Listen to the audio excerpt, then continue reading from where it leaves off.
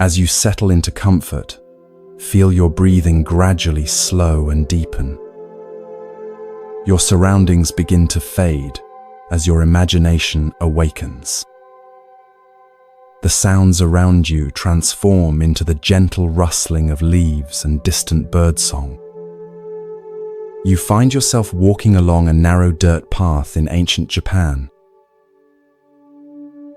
The morning air is crisp against your skin, carrying the sweet scent of cherry blossoms that drift lazily from the trees lining the path. You can feel the soft earth beneath your feet and hear the whisper of your own footsteps.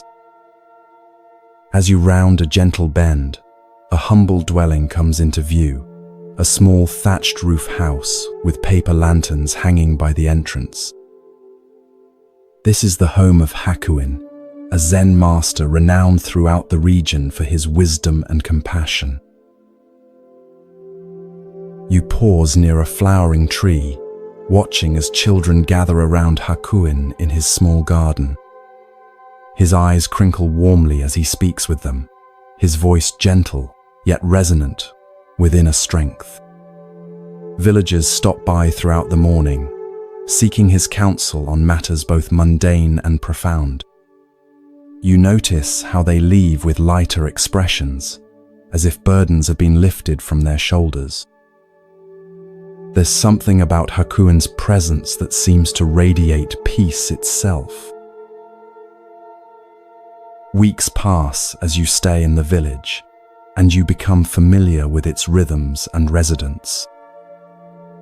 One afternoon, you notice an unusual commotion. A young woman, the daughter of a prominent family, has discovered she is with child.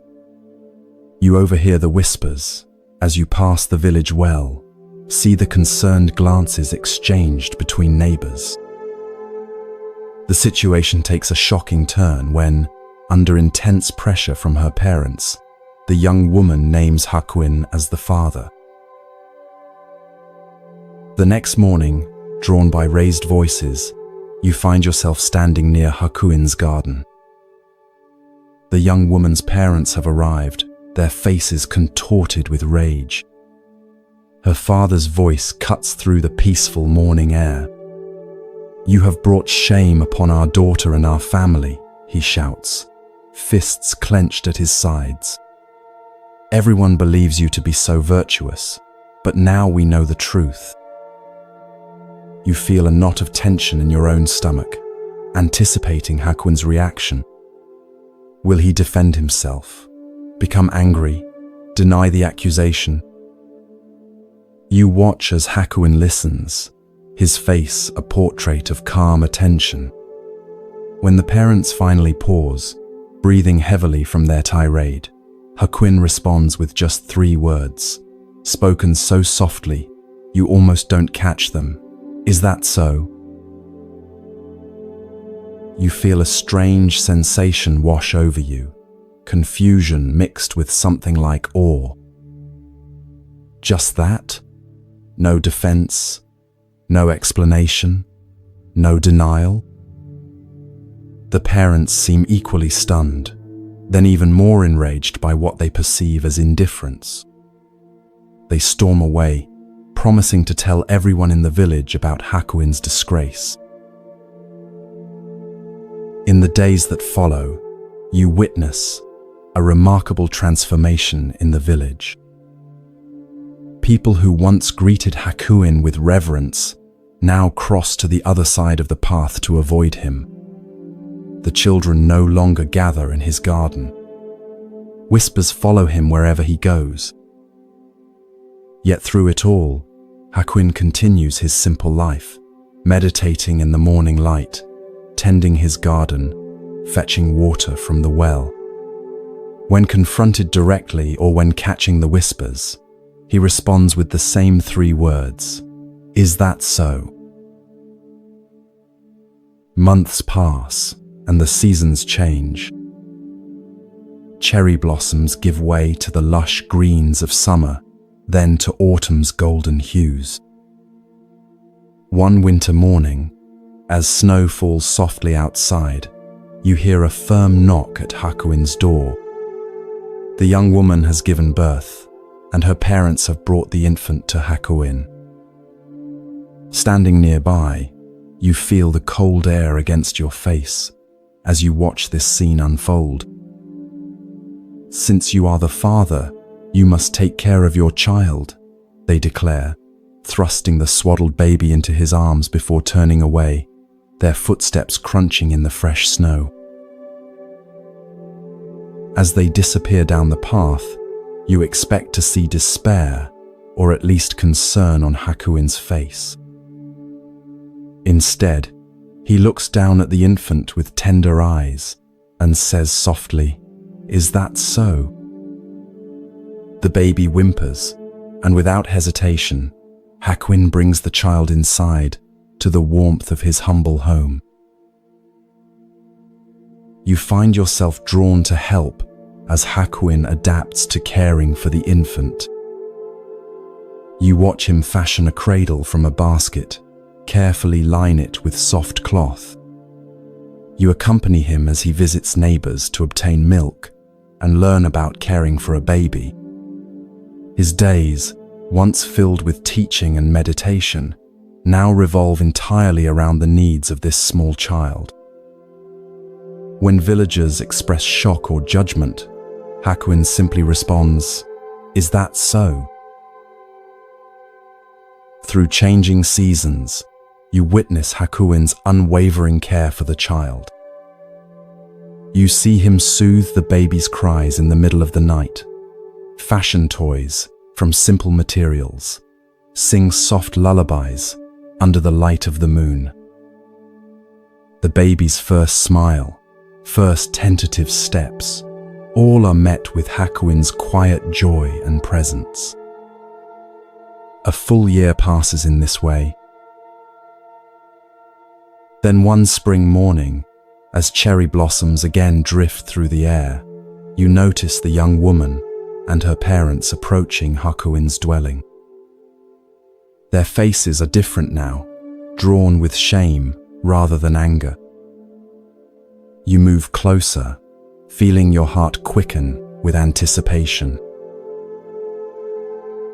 The parents bow deeply before Hakuin, pressing their foreheads to the ground. "Master Hakuin," the father says, his voice breaking, "we have come to apologize and to tell you the truth. Our daughter has confessed that you are not the father of this child. The real father is a young man from the fish market. We are deeply ashamed of our accusations and the suffering we have caused you." The mother adds, "We have come to take the child back to our daughter, and we will tell everyone in the village the truth about your innocence." You watch Hakuin's face closely, searching for signs of resentment, relief, or vindication. You find none. With the same equanimity he has shown throughout this ordeal, Hakuin gently hands the child, whom he has cared for as his own for a full year, back to the grandparents. And as they express their profound regret and promises to restore his reputation, Hakuin responds with the same 3 words that have carried him through this entire journey. "Is that so?" Standing there in the soft morning light, witnessing this extraordinary demonstration of equanimity, you feel something shift within your own understanding. You begin to grasp the profound freedom that comes with Hakuin's response to life's circumstances, neither clinging to what is pleasant nor resisting what is difficult, but meeting each moment with open awareness. As you reflect on what you've witnessed, you realize that Hakuin's "Is that so?" was never indifference or resignation.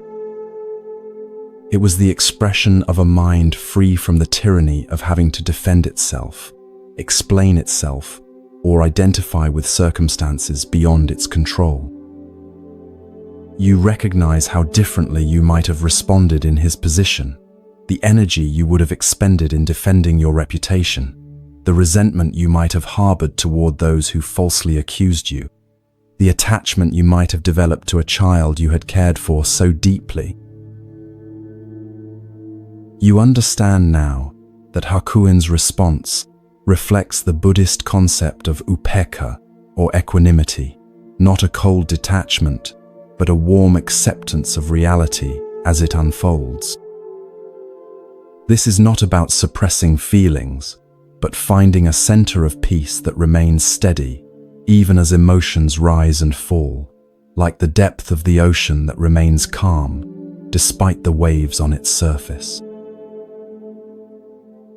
As you slowly return to your own reality, bring with you the question, where in your life might you respond with, "Is that so?" When someone criticizes you unfairly, when plans change unexpectedly, when circumstances seem unjust, can you meet these moments with Hakuin's equanimity? Can you observe your reactions without being defined by them? Can you find that still point within that remains untouched by the ever-changing circumstances of your life? Hakuin's simple response offers a profound invitation to release our grip on how we think things should be and find freedom in accepting what is. Not as passive resignation, but as the foundation for clear, compassionate action in a world we cannot control. As you drift towards sleep, allow Hakuin's gentle wisdom to settle into your heart, creating space for this same equanimity to blossom in your own life.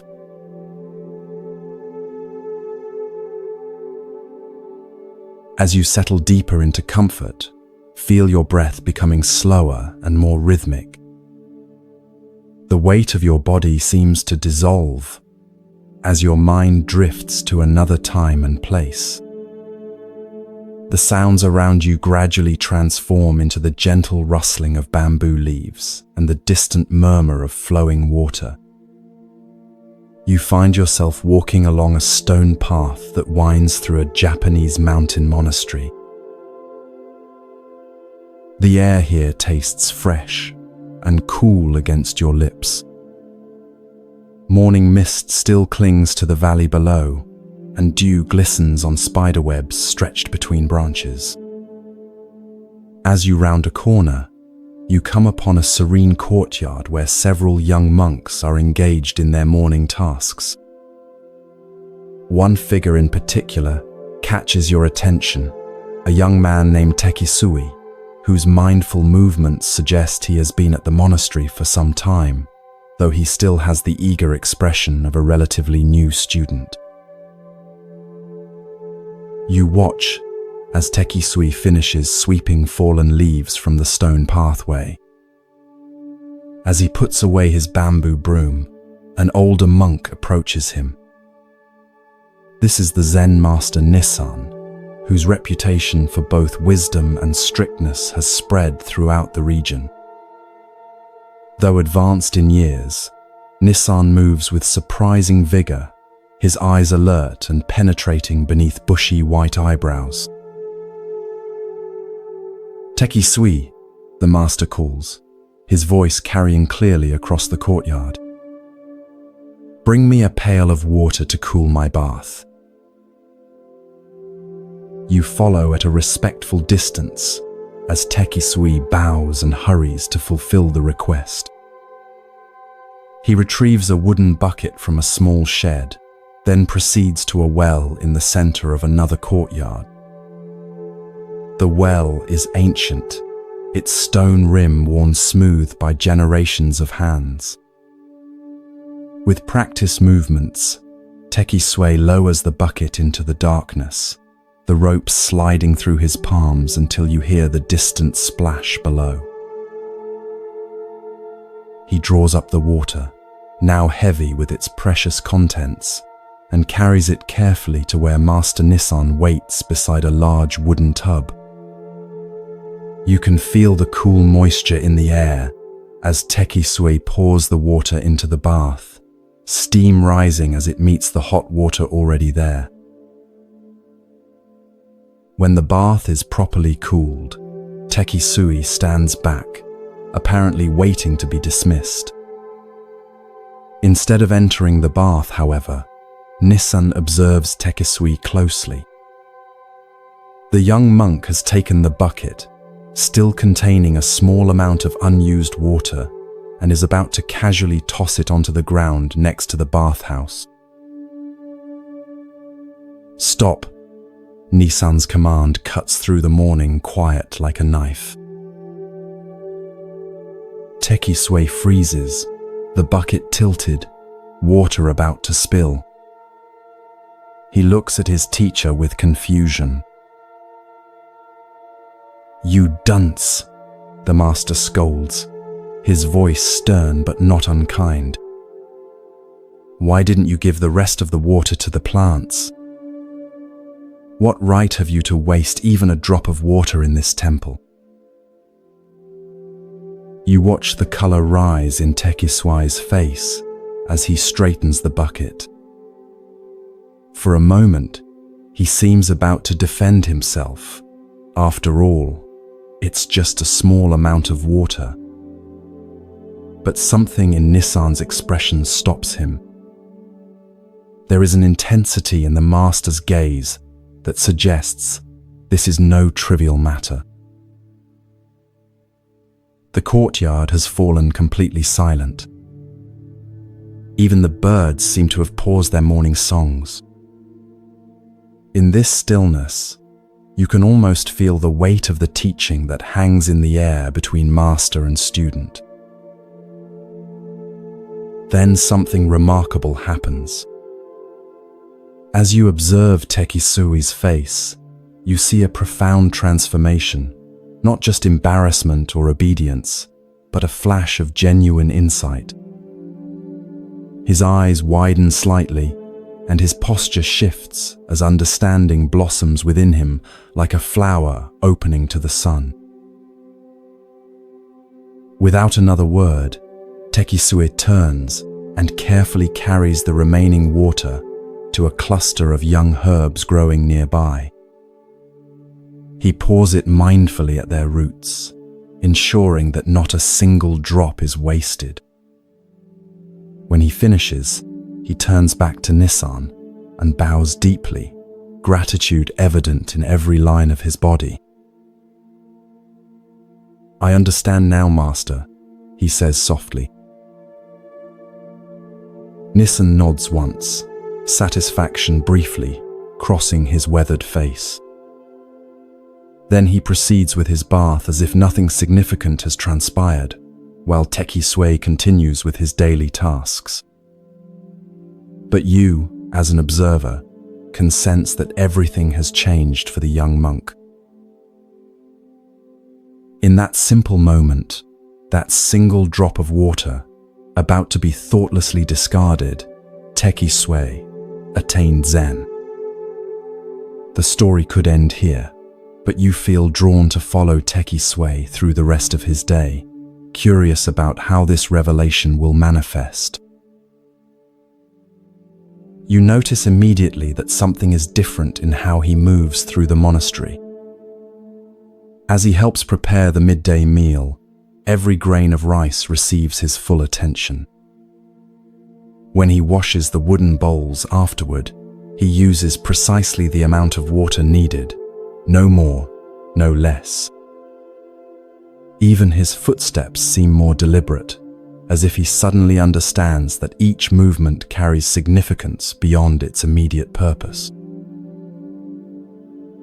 Later, you overhear him speaking with another young monk, who asks why he has become so meticulous. Tekisui smiles and says, "Today, I learned that nothing is just a drop of water. In that drop is the entire universe. How we treat the smallest things reflects how we understand the largest things." Years later, when Tekisui becomes a teacher himself, he changes his name to Tekisui, which means a drop of water. The simple lesson by the bath becomes the foundation of his teaching, a reminder that in Zen, enlightenment often comes not through grand revelations, but through mindful attention to the most ordinary aspects of daily life. As you gradually return to your own reality, consider the drops of water in your own life, those seemingly insignificant resources, moments, or opportunities that you might be overlooking or discarding without thought. Perhaps it's the last few minutes before you fall asleep, the leftovers from a meal, a brief exchange with a stranger, or even the unconscious patterns of your breathing. Tekisui's story reminds us that mindfulness isn't about grand spiritual experiences, but about bringing full awareness to even the smallest actions. When we waste water, or food, time, energy, attention, we aren't just being careless with physical resources, we're revealing a fundamental misunderstanding about the interconnected nature of all things. Each drop of water comes from somewhere and goes somewhere. Nothing exists in isolation. Nothing is truly insignificant. In Zen practice, this awareness extends to every aspect of life. The way you wash your face in the morning, how you prepare a meal, the attention you bring to cleaning your home, all become opportunities for practice. All contain the entirety of the Buddhist path. As the 13th century Zen master Dogen taught, to study the Buddha way is to study the self. To study the self is to forget the self. To forget the self is to be actualized by myriad things. As you drift towards sleep, bring gentle awareness to the sensation of your breathing, each inhalation and exhalation like a precious drop of air being received and released. Notice how your consciousness naturally shifts when you pay this kind of attention. Perhaps you too might discover, like Tekisui, that the path to profound wisdom often begins with the most ordinary of moments, with just a single drop of water.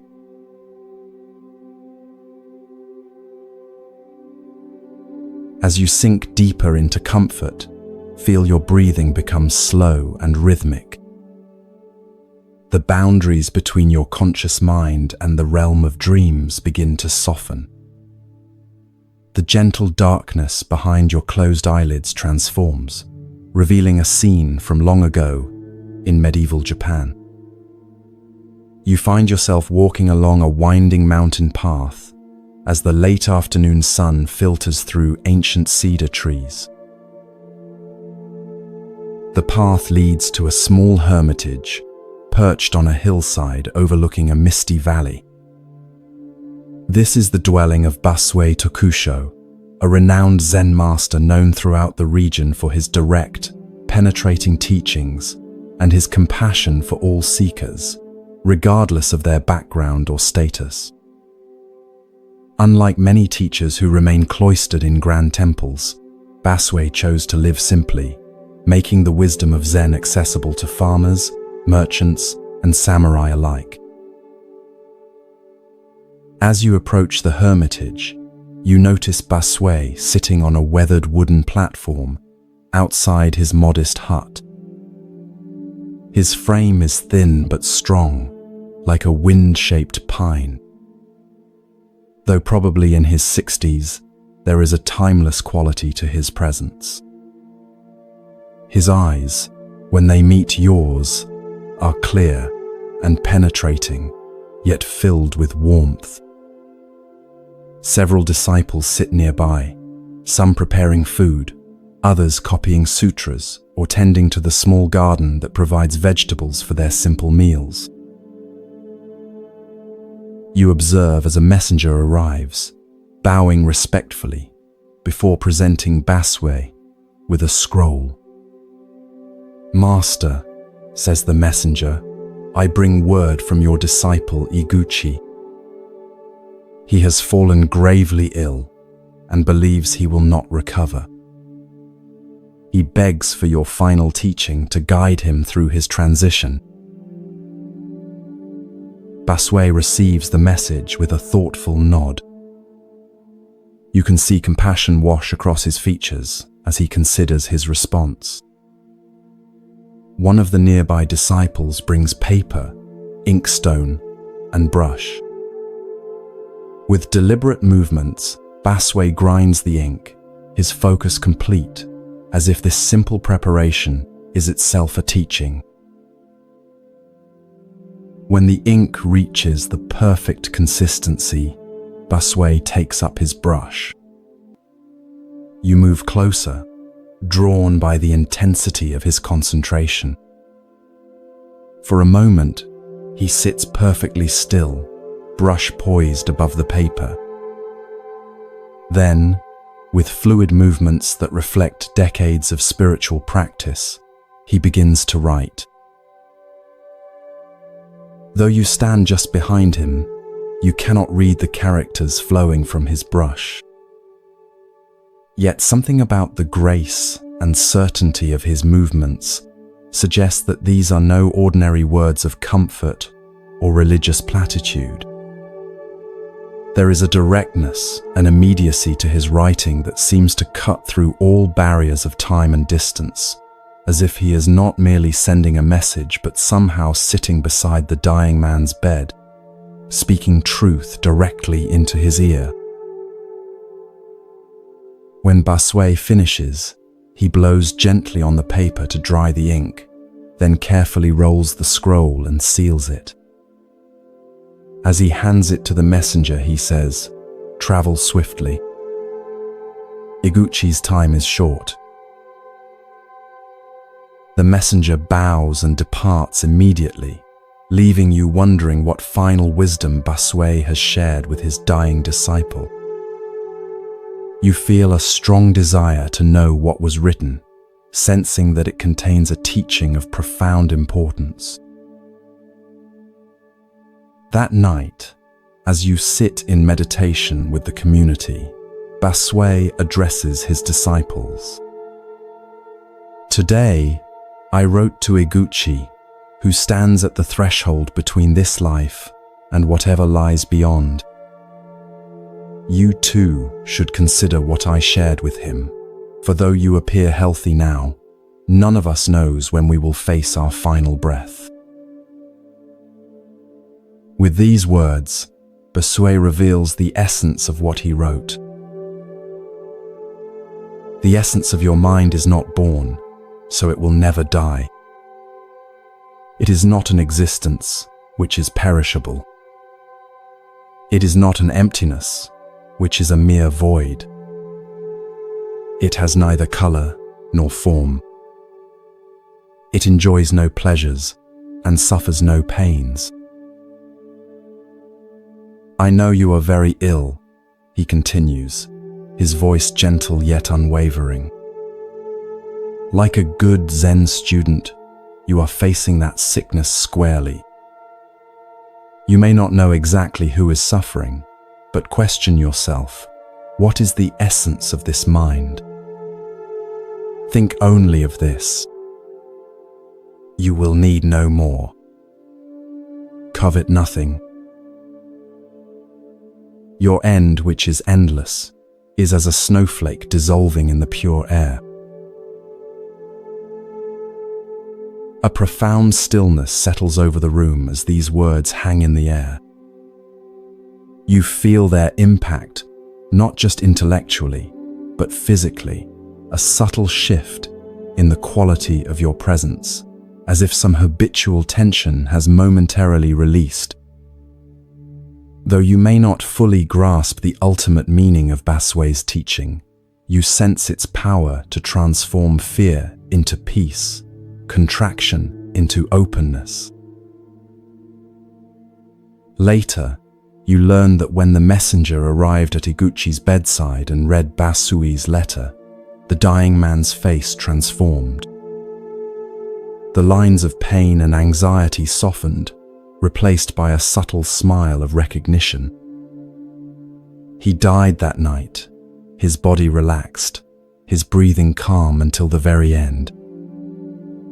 Those present reported that the room itself seemed filled with a quiet radiance that remained even after his final breath.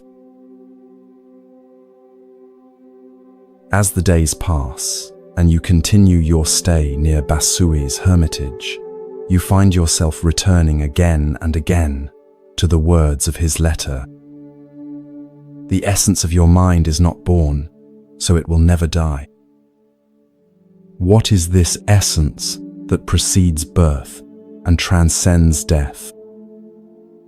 What is this awareness that is neither existence nor emptiness, that has no form yet clearly is? You notice how our ordinary thinking about life and death assumes a solid self that comes into existence at birth and ceases to exist at death. We imagine ourselves as separate entities, navigating through time and space, accumulating experiences, possessions, relationships, and identities, all of which we fear losing when death comes. But Basui points to something more fundamental than this constructed self. The pure awareness that witnesses all experience yet is itself unchanged by what it witnesses. This awareness has no beginning or end. It is not a thing that can be born or die. It has no form or color, feels no pleasure or pain. Yet it is not nothing, not mere emptiness or void. It is the luminous cognizance that knows all forms while remaining formless itself. When Basui instructs his dying disciple to ask, "What is the essence of this mind?" he is not suggesting an intellectual investigation, but a direct turning of awareness back upon itself. This simple yet profound inquiry has the power to cut through all our complex narratives about who we are and what happens when we die. It points us toward the deathless nature of our most essential being. Your end, which is endless, is as a snowflake dissolving in the pure air. This beautiful metaphor reveals how death, properly understood, is not annihilation but transformation. The snowflake doesn't cease to exist when it melts. It returns to the water cycle from which it temporarily emerged. Its essence, water, remains, though its temporary form dissolves. Similarly, our individual consciousness, like a wave on the ocean, returns to the vast awareness from which it arose. Basui's teaching offers profound comfort, not through false promises of eternal heavens or threats of punishment, but through direct pointing to the nature of mind itself. He doesn't ask his disciple to believe anything on faith, but invites him to investigate his own experience in the most intimate way possible. Think only of this: you will need no more. Covet nothing. As you gradually return to your present reality, consider how this teaching might transform your own relationship with impermanence. We all face moments of ending, not just the final ending of death, but countless small endings throughout our lives. Relationships change, careers conclude, physical abilities diminish, cherished possessions break or disappear. Each of these endings offers an opportunity to ask Basui's essential question: what is the essence of this mind that witnesses all these changes? Rather than turning away from the reality of impermanence, Basui invites us to look directly into it, to discover within the very fabric of change something changeless. not as an escape from the human experience of loss, but as a profound reconciliation with the true nature of existence. Like the dying Iguchi, we too might find that facing directly what we most fear becomes the doorway to our deepest peace. For, as Bossuet reminds us, the essence of your mind is not born, so it will never die.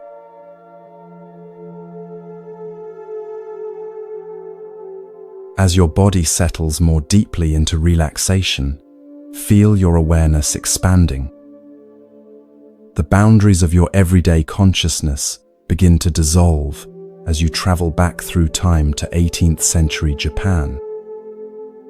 The rustling of leaves and the distant song of birds fills your ears as you find yourself walking along a narrow path that winds through a lush forest.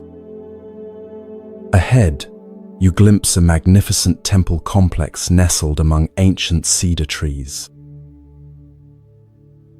This is a renowned Shingon Buddhist temple, where scholars and monks gather to study sacred texts and engage in philosophical discourse. As you approach, you notice the elegant curves of the temple roof against the sky and hear the sonorous tones of a ritual bell. The atmosphere is charged with spiritual energy and intellectual vigor. You are drawn to a large hall where a crowd has gathered. Inside, seated on an elevated platform, is a monk in immaculate robes. This is Jun, a Shingon master known throughout Japan not only for his spiritual insight, but for his extraordinary scholarship. Fluent in Sanskrit, Chinese, and several other languages, he is revered as one of the most brilliant minds of his generation. Jun's voice carries clearly through the hall as he delivers a complex lecture on Buddhist philosophy, weaving together strands of thought from various traditions with impressive erudition. The assembled students, mostly monks and a few scholarly laypeople, listen with rapt attention, occasionally nodding in appreciation of a particularly insightful point. You notice how they lean forward when he speaks, as if physically drawn to the knowledge he offers. After the lecture concludes, the students bow deeply and begin to disperse. You follow Jun as he returns to his private quarters, a simple room despite his elevated status. As he settles at his desk to review some ancient texts, a temple attendant appears at the door. "Master Jun," the attendant says with a bow, "a letter has arrived for you." He presents a simple scroll sealed with wax. Jun takes the scroll and carefully breaks the seal. As he reads, a subtle change comes over his face, a softening around the eyes, a slight smile playing at the corners of his mouth. You sense that this is no ordinary correspondence. "It is from my mother," he says quietly, almost to himself. Though he is now in his 50s, a respected master with hundreds of disciples, there is something childlike in his expression as he holds the letter. You find yourself able to read the letter over his shoulder, drawn into this intimate exchange between mother and son. The handwriting is simple but clear, the paper modest. The letter begins with tender inquiries about his health and expressions of maternal pride. But then, it takes an unexpected turn. "Son, I do not think you became a devotee of the Buddha because you desired to turn into a walking dictionary for others," she writes. "There is no end to information and commentary, to glory and honor." Jun's expression grows more serious as he continues reading. I wish you would stop this lecture business. Shut yourself up in a little temple, in a remote part of the mountain. Devote your time to meditation and in this way, attain true realization. The words, though gently delivered, carry the impact of a thunderclap. You can almost feel June's shock as he reads his mother's frank assessment, not as a rebuke from a superior or challenge from a rival scholar, but as the straightforward counsel of someone who loves him deeply and sees him clearly. June reads the letter again, slowly, his fingers tracing his mother's characters. His expression shifts from surprise to thoughtful reflection.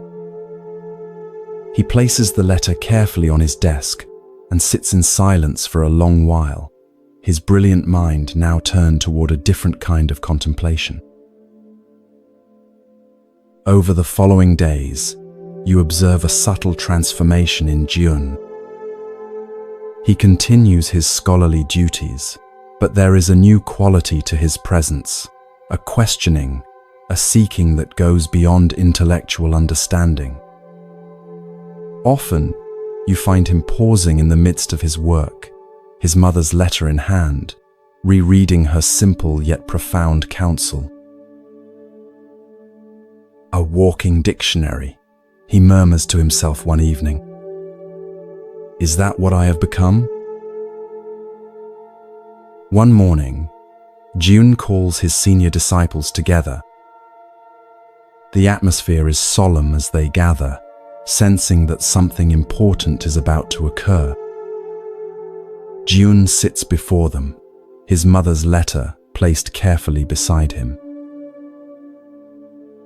I have received wisdom from an unexpected source, he tells them, his voice steady but touched with emotion.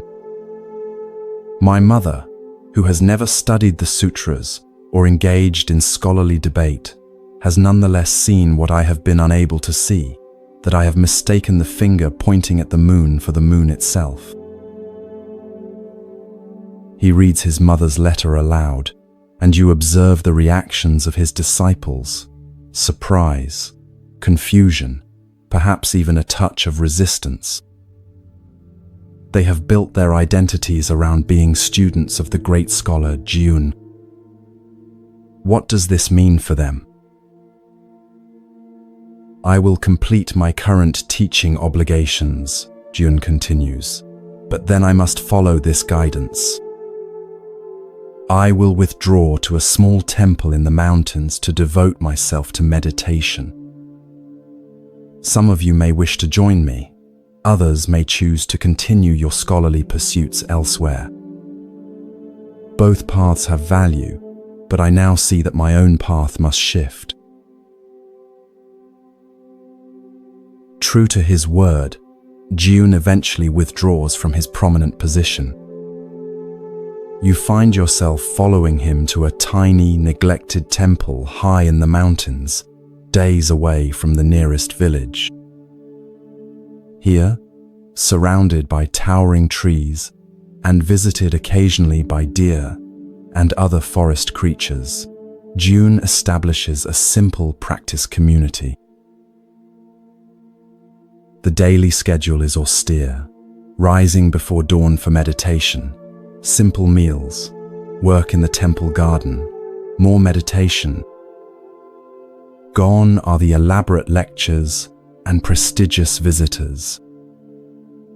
In their place is a profound silence, broken only by the sounds of nature and the minimum of human speech required for communal living. One evening, as sunset bathes the mountains in golden light, you find June sitting on a stone overlooking the valley below. His face, once animated primarily by intellectual excitement, now reflects a different quality, a stillness, a presence that seems to extend beyond his physical form. The transformation is subtle but unmistakable. A young monk approaches hesitantly. "Master," he asks, "do you ever miss your life of scholarship and recognition?"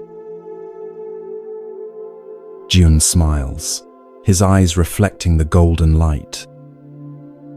"What my mother helped me to see," he replies, "is that knowledge without realization is like a magnificent map that one studies endlessly without ever taking the journey. I don't regret creating the map. It has value. But now I walk the actual path, and I discover that the territory is both simpler and more profound than any map could indicate." As darkness falls and you gradually return to your present awareness, consider the wisdom of Jun's mother. Though lacking formal education, she possessed the clarity to see what her accomplished son could not, that he had become entangled in the web of intellectual understanding at the expense of direct realization. This story illuminates a danger that exists on many spiritual paths, the confusion of knowledge about reality with the direct experience of reality itself. Buddhism, particularly in its more scholarly forms, can become an elaborate intellectual structure that actually distances us from the very awakening it was designed to facilitate. We can know everything about meditation, mindfulness, and enlightenment without ever genuinely practicing or experiencing these realities. The Zen tradition offers a powerful corrective to this tendency through its emphasis on direct experience beyond concepts. As the famous saying goes, the finger pointing to the moon is not the moon. The teachings, practices, and philosophies of Buddhism are merely fingers pointing toward the reality of our own awakened nature. If we fixate on the finger, becoming walking dictionaries of spiritual information, we miss the luminous reality to which it points. Notice how Jun's mother didn't criticize his scholarly work as worthless. Rather, she reminded him of his original motivation, not to accumulate knowledge or recognition, but to realize the truth of Buddha's teaching in his own experience. Her advice came not from a place of judgment, but from love and a simple wisdom that could see beyond the impressiveness of her son's accomplishments to what was missing in his development. As you drift towards sleep, consider where in your own life you might be mistaking information for transformation. Perhaps you've read many books on mindfulness or meditation but rarely find time to practice. Maybe you can explain complex spiritual concepts to others, but haven't allowed these truths to penetrate your own heart. Or perhaps, like Jun, you've become so identified with your knowledge that you've lost touch with the simple, direct experience of being itself. Let Jun's mother whisper to you as she did to her son, there is no end to information and commentary, to glory and honor. True peace, true awakening, comes not from what we know, but from how deeply we have allowed ourselves to be transformed by that knowing. Sometimes the wisest voice is not the most educated or celebrated, but the one that speaks from simple clarity and compassionate truth. Sometimes that voice comes from within us, if only we would create enough silence to hear it.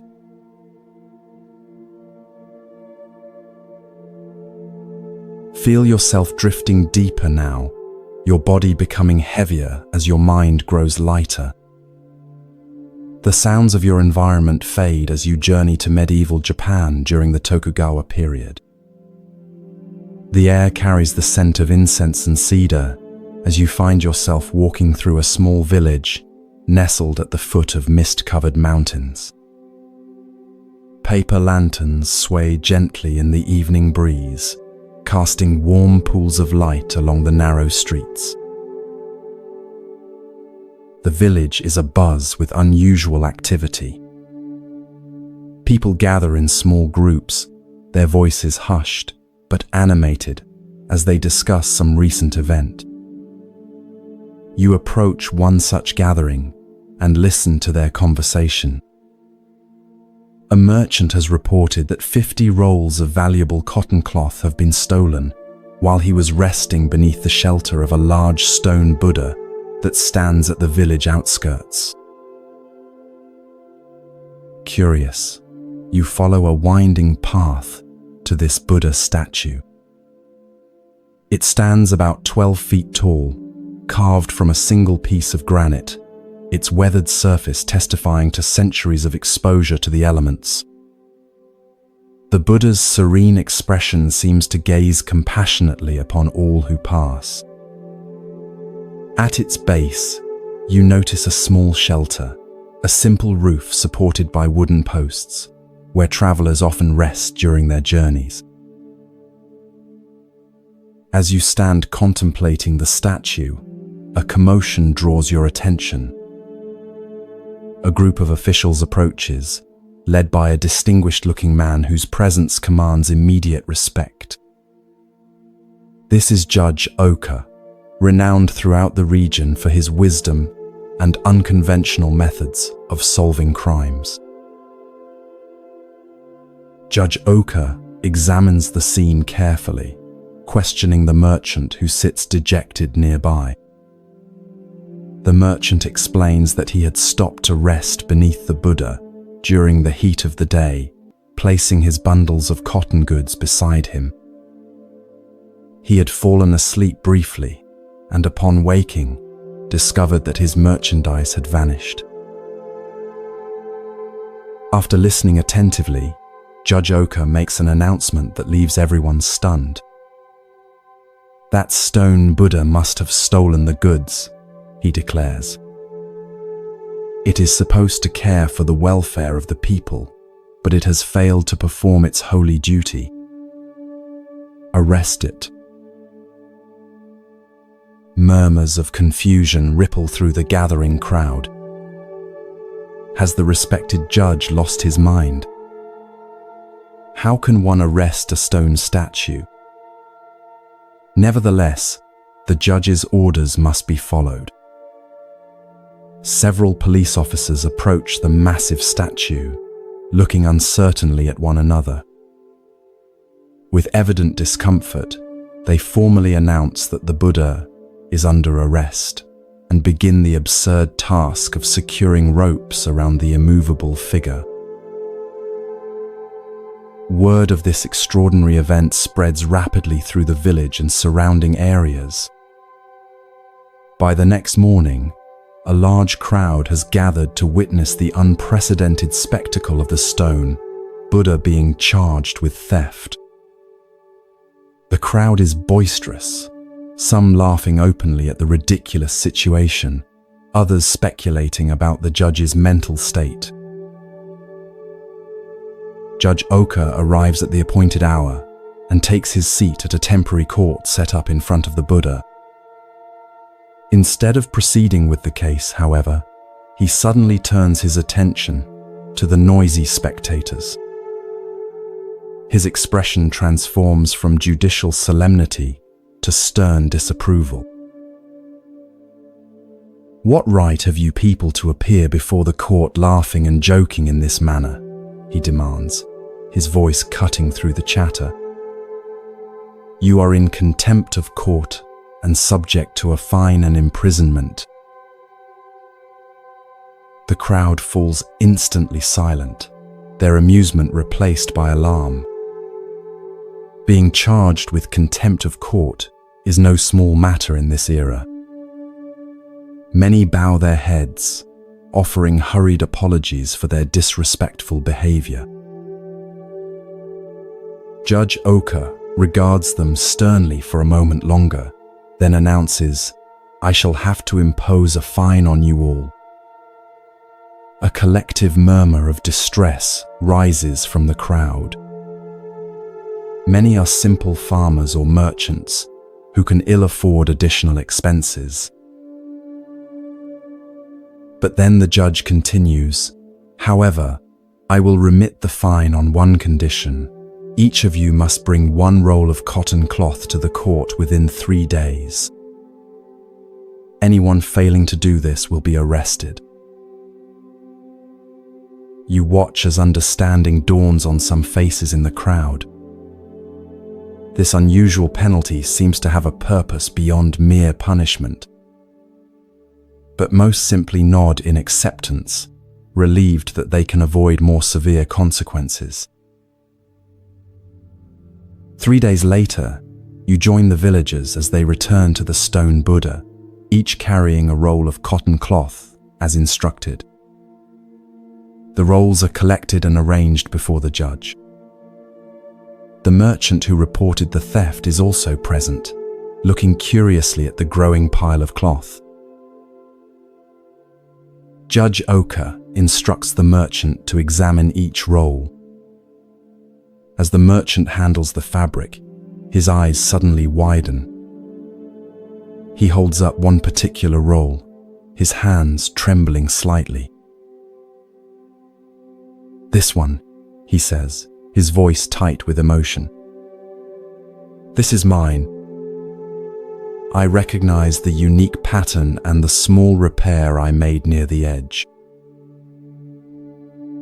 All eyes turn to the person who brought that particular roll. A young man stands frozen at the edge of the crowd, his face draining of color. As the police move toward him, he falls to his knees, confessing immediately.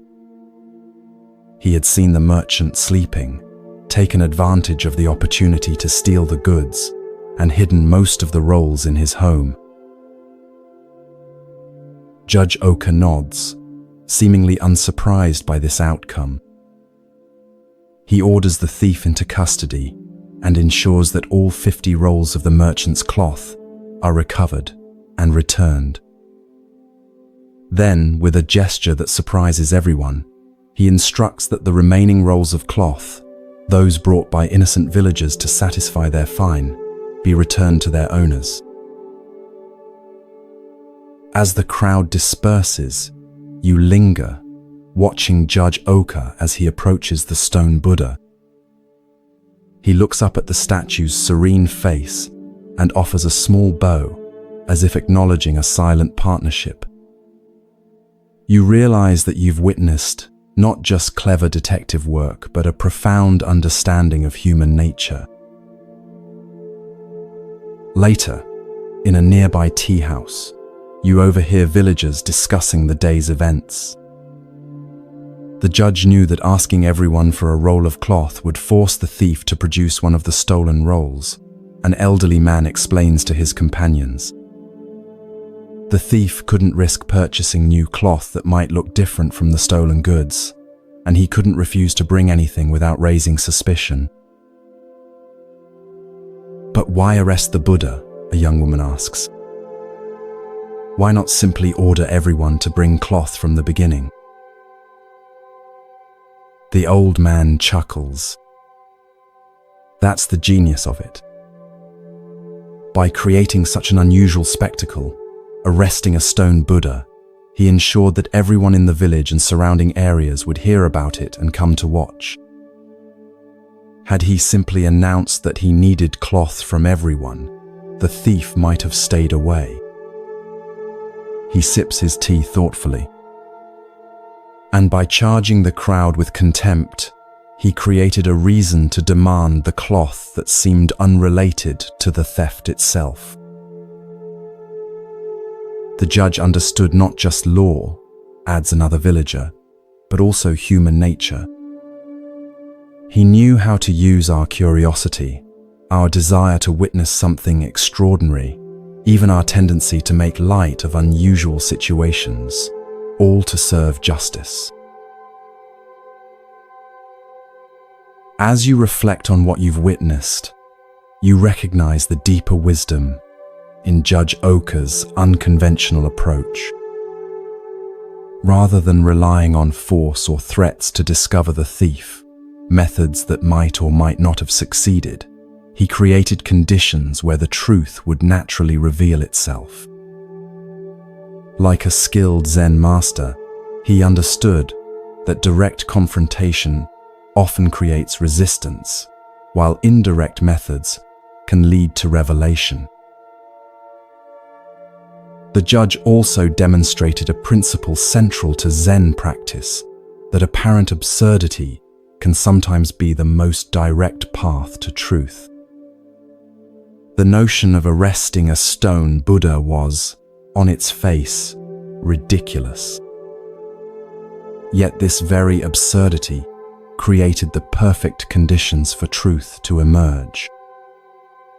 Similarly, many Zen koans appear nonsensical on the surface, but are designed to break through our habitual patterns of thinking to reveal deeper insights. Perhaps most importantly, Judge Oka's method embodied compassion alongside justice.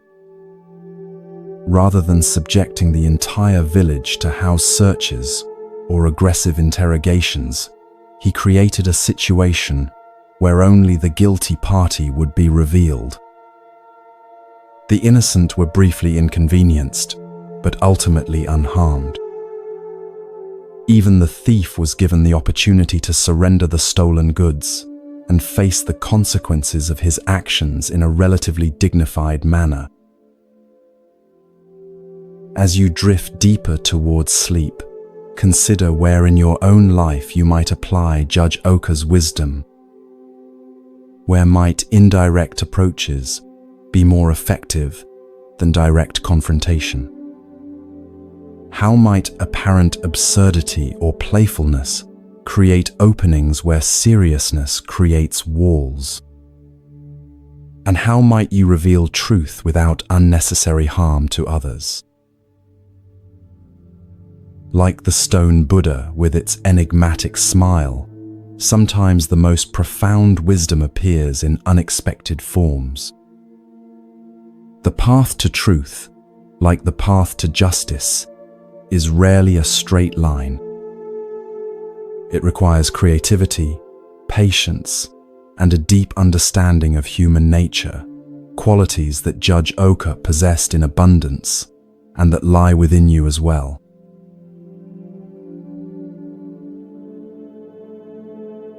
Feel your body becoming heavier as your mind drifts deeper into relaxation. The boundaries between waking and dreaming begin to blur as you find yourself transported to a small farming village in ancient Japan. The air carries the earthy scent of rice fields and wood smoke as you walk along a narrow path winding between modest thatched homes. Children play with simple toys in the dirt, while adults tend to their daily tasks with practiced hands. You notice that despite the village's evident poverty, a small temple sits at its center, a humble wooden structure, but clearly built and maintained with care. From where you stand, you can see through its open doors to an altar where a bronze Buddha statue rests, its metal surface gleaming softly in the light of butter lamps. Villagers occasionally pause in their work to bow respectfully as they pass by the temple, some stopping briefly to offer a simple prayer. Among the villagers, one man draws your attention. Unlike the others, whose weathered faces reflect lives of hardship balanced with simple joys, this man's expression carries a peculiar intensity. He moves with purpose, his eyes often drawn to the temple as he goes about his work. Something about his demeanor suggests a complicated relationship with the sacred building and what it contains. As twilight approaches and the village activity quiets, you watch this man approach the temple. He removes his sandals and enters with a deep bow. From your vantage point, you can see him kneel before the Buddha statue, his head bowed in apparent devotion. He lights incense, its fragrant smoke curling upward in delicate spirals. He seems to be praying with unusual fervor, occasionally touching his forehead to the ground in prostration. This continues for some time, until the temple is empty of other visitors. As darkness falls outside, something unexpected happens. The man looks around carefully to ensure he is alone, then reaches into his sleeve and pulls out a small container. With deliberate movements, he opens it to reveal what appears to be black ink. To your astonishment, he dips his finger into the ink and reaches toward the Buddha statue's face. With careful precision, he paints the Buddha's nose black. You watch in bewilderment, trying to understand this strange act. Is it vandalism? Sacrilege? But the man's expression shows no malice. If anything, there's a curious mixture of reverence and mischief in his eyes. When he finishes, he bows deeply once more and leaves the temple as respectfully as he entered, returning to his home in the gathering darkness. The next morning, the village stirs with excitement and concern. The Buddha statue's black nose has been discovered, and people gather at the temple, their voices a mixture of outrage and bewilderment. Who would dare to deface the sacred image? What might this sacrilege mean for the village? Will the gods send misfortune as punishment? The village headman decides to keep watch that night. Hidden in the shadows of the temple, he waits patiently for the culprit to return. Sure enough, as midnight approaches, the same man enters, performs his devotions, and once again carefully repaints the Buddha's nose, which had been cleaned earlier that day. The headman steps from the shadows. "Why are you doing this?" he demands, his voice stern but controlled. "Do you not fear the consequences of defacing our sacred Buddha?" The man turns, startled, but not afraid. After a moment of silence, he speaks with unexpected sincerity. "Honored headman, I mean no disrespect. This Buddha has been in our village for generations, watching over us through floods and droughts, through good harvests and bad. I paint his nose black because I wish him to remain with us." The headman's brow furrows in confusion. How does painting the Buddha's nose black keep him with us? 3 villages away, the man explains, there is a wealthy town with a grand temple. I have heard their priests speak of acquiring our Buddha for their collection, saying it is wasted in such a poor village. But who would want a Buddha with a black nose? By making him imperfect in their eyes, I make sure he remains perfect for our needs, here, among those who truly love him, not for his beauty but for his presence in our lives. The headman stands silent, absorbing this unexpected explanation. What had seemed like desecration now reveals itself as an act of profound, if unorthodox, devotion. After careful consideration, he nods slowly. Your heart is pure, though your methods are strange. The Buddha sees intention, not appearance. But from now on, let us find another way to protect our temple treasure. In the days that follow, the village devises a simpler solution. They remove the valuable bronze Buddha to a safe hiding place and replace it with a wooden replica. The black-nosed original is brought out only for special ceremonies. Its imperfection, now understood by the villagers as a mark of their community's unique relationship with the divine. What began as a seeming act of irreverence has transformed into a deeper understanding of true reverence. As this story settles into your awareness, consider its subtle wisdom about the nature of true devotion. On the surface, painting the Buddha's nose black appears disrespectful, a violation of the conventional ways we honor what we consider sacred.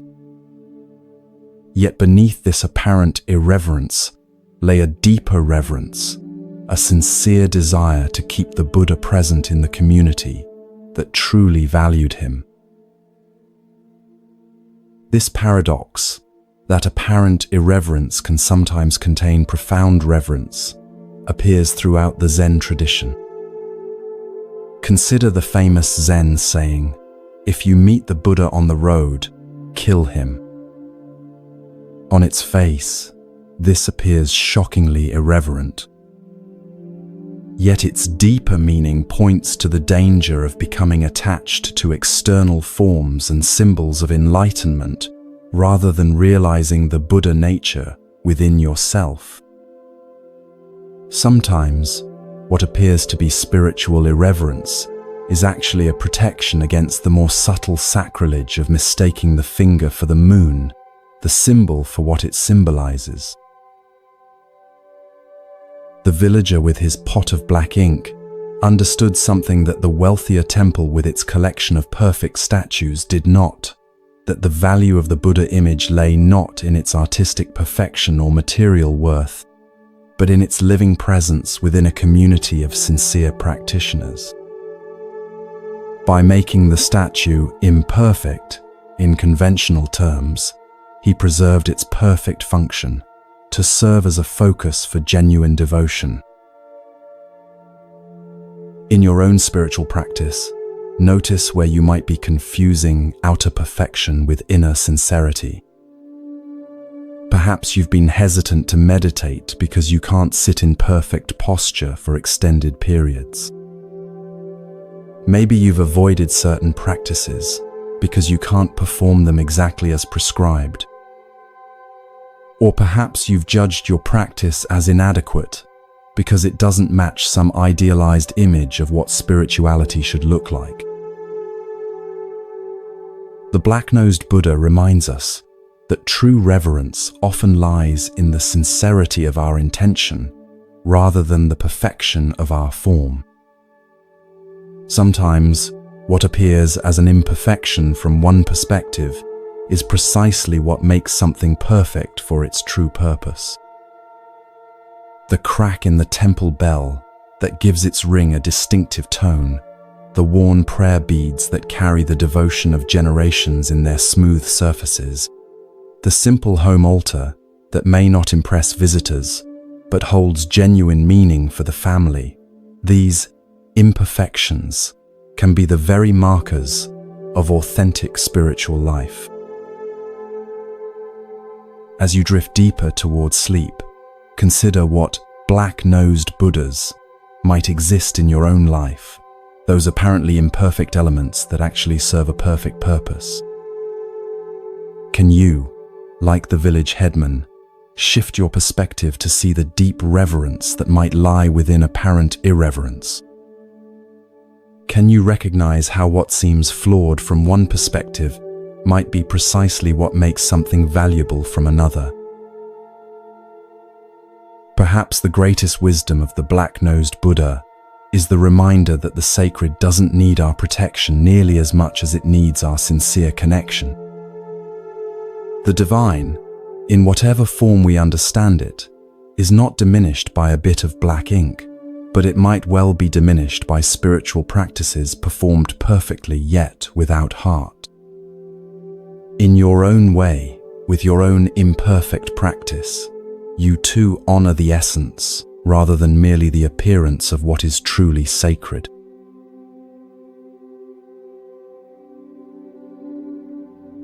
Allow your body to release any remaining tension as you sink deeper into comfortable relaxation. The boundaries of time and space begin to dissolve as you find yourself transported to ancient India over 500 years ago. The air is warm and fragrant with the scent of tropical flowers as you approach a serene hillside known as Vulture Peak. The setting sun bathes everything in golden light, casting long shadows across the lush landscape. You notice a large gathering on the hillside, hundreds of monks in simple robes seated in concentric semicircles. Their faces reflect attentive anticipation as they wait in perfect stillness. At the center of this human lotus flower sits Gautama Buddha himself, his presence radiating both profound peace and alert awareness. You recognize many of his chief disciples: Ananda with his compassionate expression, serious Sariputra known for his intellectual brilliance, and the elderly Mahakashyapa, whose weathered face reflects decades of dedicated practice. This appears to be no ordinary assembly. Word has spread that the Buddha will deliver an important discourse today, and monks have traveled from throughout the region to hear his teaching. As you find a place among them, you sense the collective anticipation, a shared expectancy that wisdom of particular significance will soon be revealed. The Buddha sits in perfect meditation posture, his eyes gently open, his hands resting in his lap. The assembly waits in respectful silence. Minutes pass. The silence deepens. You notice how the quality of the silence itself seems to shift from expectant to questioning to, finally, a spacious receptivity that transcends the need for words. Without speaking, the Buddha slowly raises his right hand. Between his fingers, he holds a single white lotus flower, freshly picked and still glistening with morning dew. He makes no gesture with it, offers no explanation. He simply holds it up before the assembly, his gaze moving slowly across the gathered disciples. The monks appear confused. They exchange questioning glances. Is this a new teaching method? Is there symbolic significance to the flower that they should understand? Is the Buddha waiting for a particular question before beginning his discourse? A subtle restlessness ripples through the assembly as the silent moments extend into minutes. Throughout the gathering, only one response emerges that differs from the general confusion. Mahakashyapa, seated near the front, looks at the Buddha and the flower, and his face breaks into a gentle smile. It's not a smile of amusement or even just appreciation, but one of profound recognition, as if through this wordless gesture, something essential has been perfectly communicated between master and disciple. The Buddha's eyes meet Mahakashyapa's, and his own face mirrors the smile. Then, finally breaking the silence, the Buddha speaks. I possess the true Dharma I, the marvelous mind of Nirvana, the true form of the formless, the subtle Dharma gate that does not rest on words or letters, but is a special transmission outside of the scriptures. This I entrust to Mahakashyapa. With these words, something momentous has occurred, though many present don't yet realize it. In this seemingly simple exchange, the Buddha has transmitted the essence of Zen, acknowledging Mahakashyapa as the first patriarch of what will eventually become the Zen lineage. A teaching too profound for words has been passed through a silent understanding, through nothing more than a flower and a smile. As the assembly disperses, you notice some disciples gathering around Ananda, the Buddha's attendant, known for his perfect memory and detailed recounting of all the Buddha's teachings. What was the meaning of the flower? They ask. What did the master intend to convey? And why did he single out Mahakashyapa? Ananda, for once, has no explanation to offer. His specialty has always been remembering and clarifying the Buddha's verbal teachings. This wordless transmission lies outside his expertise. Something unprecedented has occurred, a direct pointing to reality itself, beyond the capacities of language, beyond even the brilliant conceptual frameworks of Buddhist philosophy. Later, you find yourself near Mahakashyapa, who sits quietly beneath a Bodhi tree, his face still carrying a trace of that knowing smile. A younger monk approaches him hesitantly. "Master," the young monk asks, "what did you understand when the Buddha held up the flower? What insight caused you to smile?" Mahakashyapa looks at the young monk with kind eyes. Instead of answering directly, he points to a bird singing in a nearby tree. For a moment, they both listen to its clear, simple notes, piercing the evening air. Then Mahakashyapa asks, "Do you hear that?" "Yes, of course," replies the monk, clearly waiting for the explanation that will follow this seemingly irrelevant question. "That is your answer," says Mahakashyapa. The young monk's face registers confusion, then frustration. He begins to frame another question, but Mahakashyapa gently places his hand on the young monk's shoulder and smiles again, the same smile that had answered the Buddha's flower. In that moment, something shifts in the young monk's expression. Perhaps he hasn't fully understood, but he has glimpsed that what Mahakashyapa is pointing to lies beyond the realm of explanations.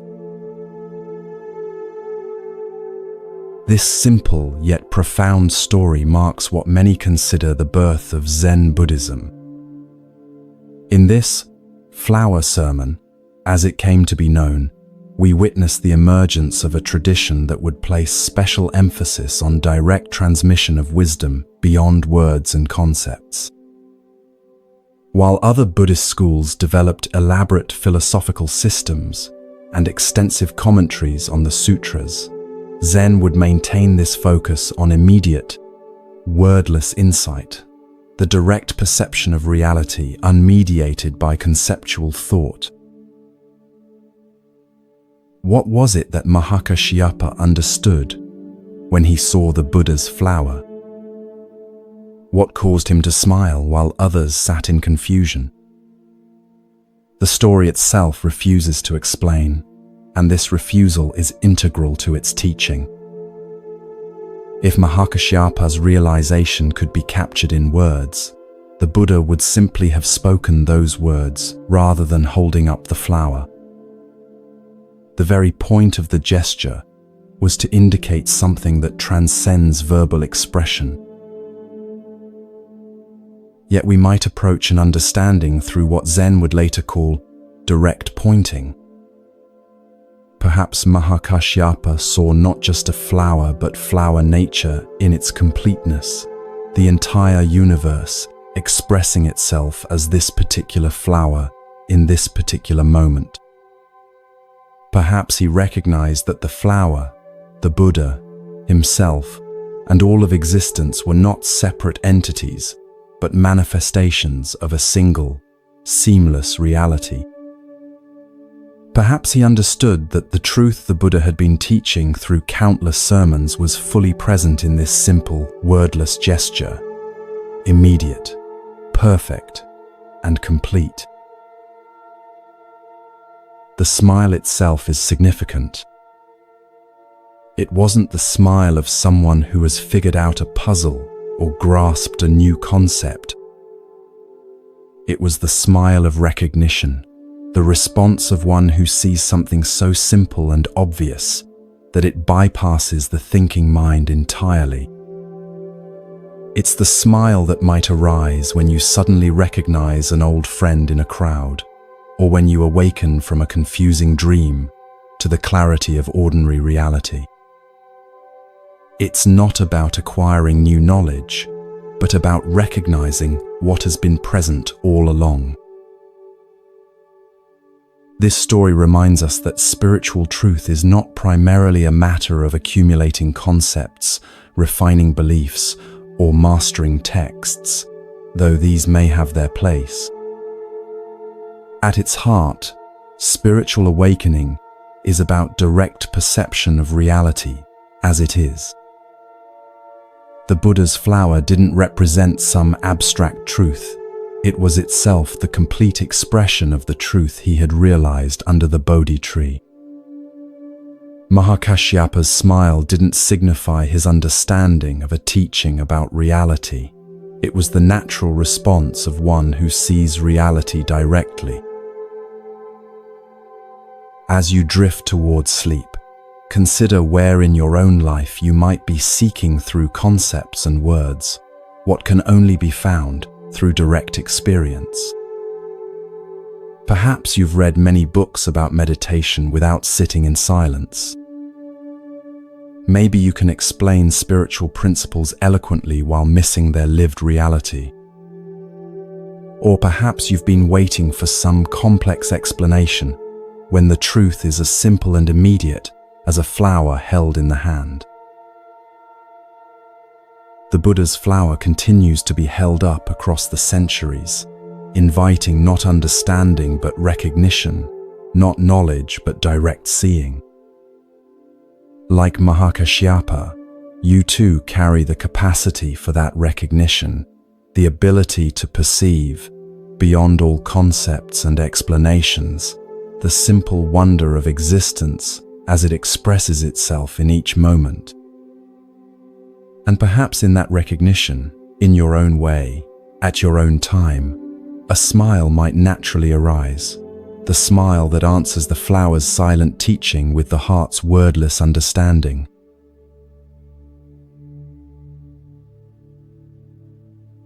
Feel yourself sinking deeper into peaceful relaxation, your body becoming heavier as your mind grows lighter.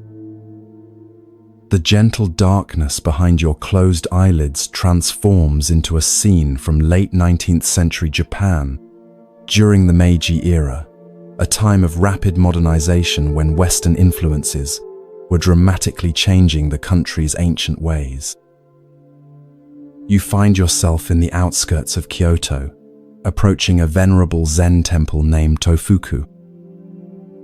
The temple grounds are immaculately maintained, with raked gravel gardens and ancient pines sculpted by generations of careful pruning. Inside this temple lives a renowned Zen master named Keichu. Though not seeking fame or influence, his reputation for wisdom and directness has spread throughout the region. Many come seeking his guidance: monks, merchants, farmers, and occasionally even government officials. Keichu receives them all with the same unpretentious presence, offering each exactly what they need, often in unexpected ways. As you approach the temple gates, you notice unusual activity, attendants in formal dress arriving ahead of an important visitor. Their manner suggests someone of high rank is expected.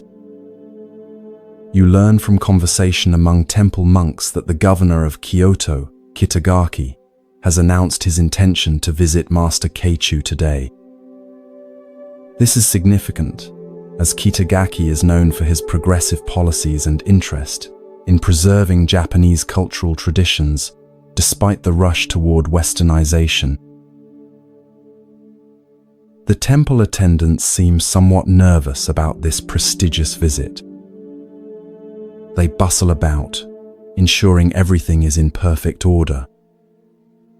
One monk carries a tray with the governor's calling card, an elegant piece of thick paper with Kitagaki, Governor of Kyoto, printed in fine calligraphy.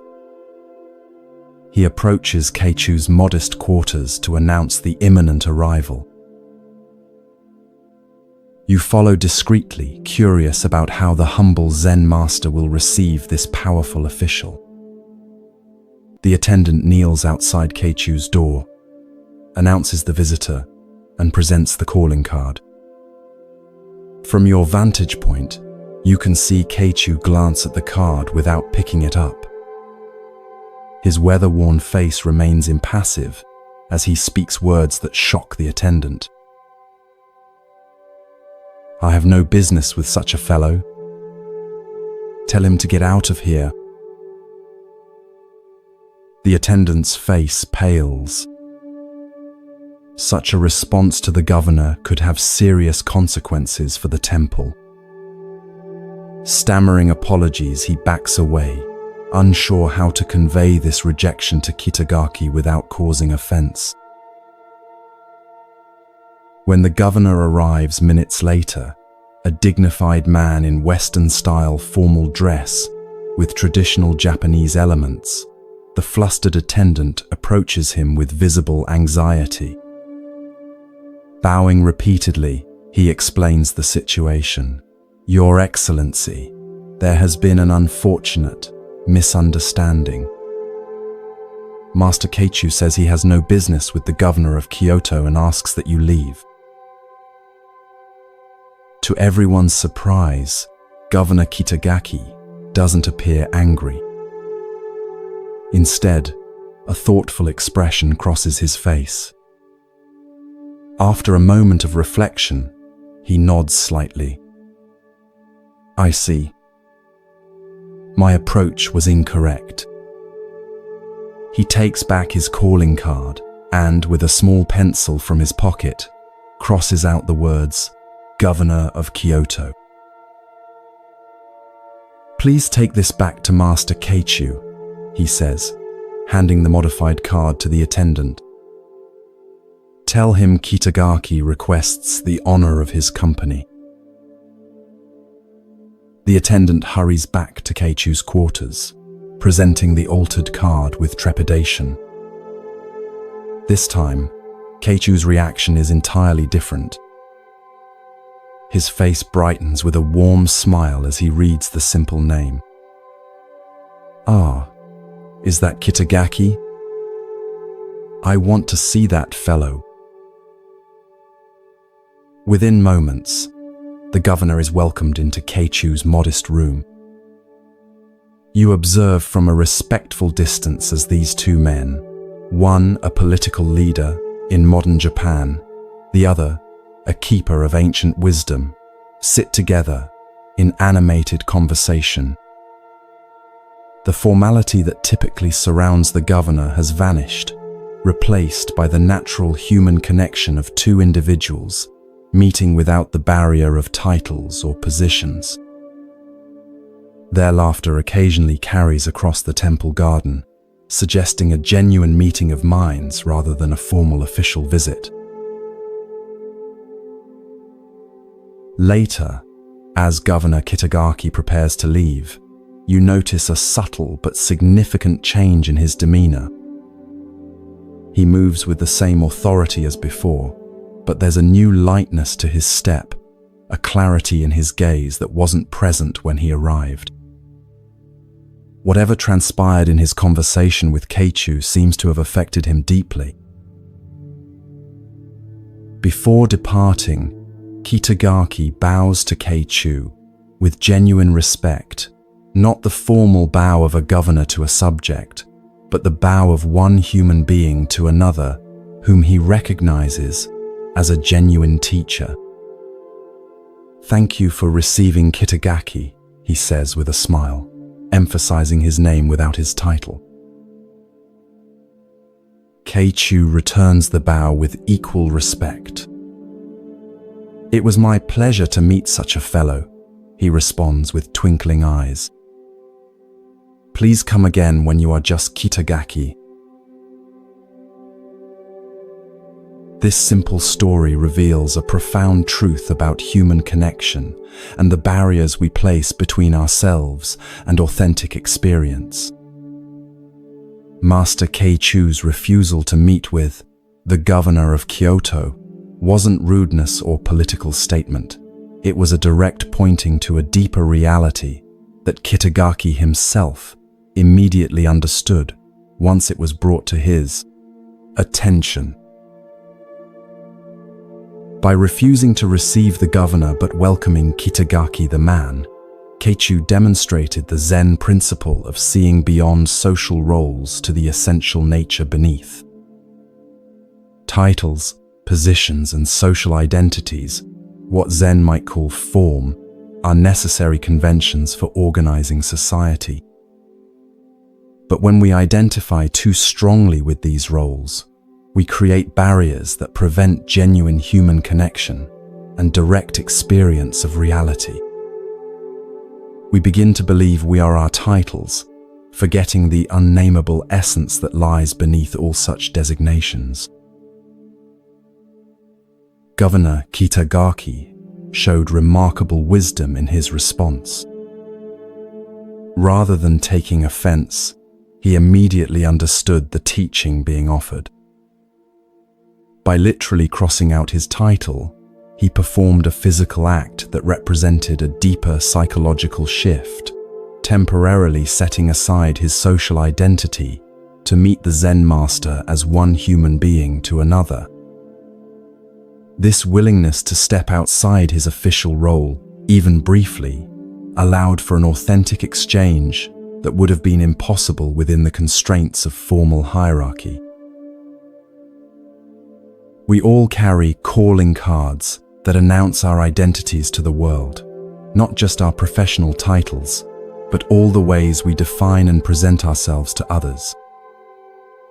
Parent, spouse, expert, achiever, helper, victim, these identities serve practical purposes in social interaction, but they can also become prisons that limit our capacity for genuine presence and connection.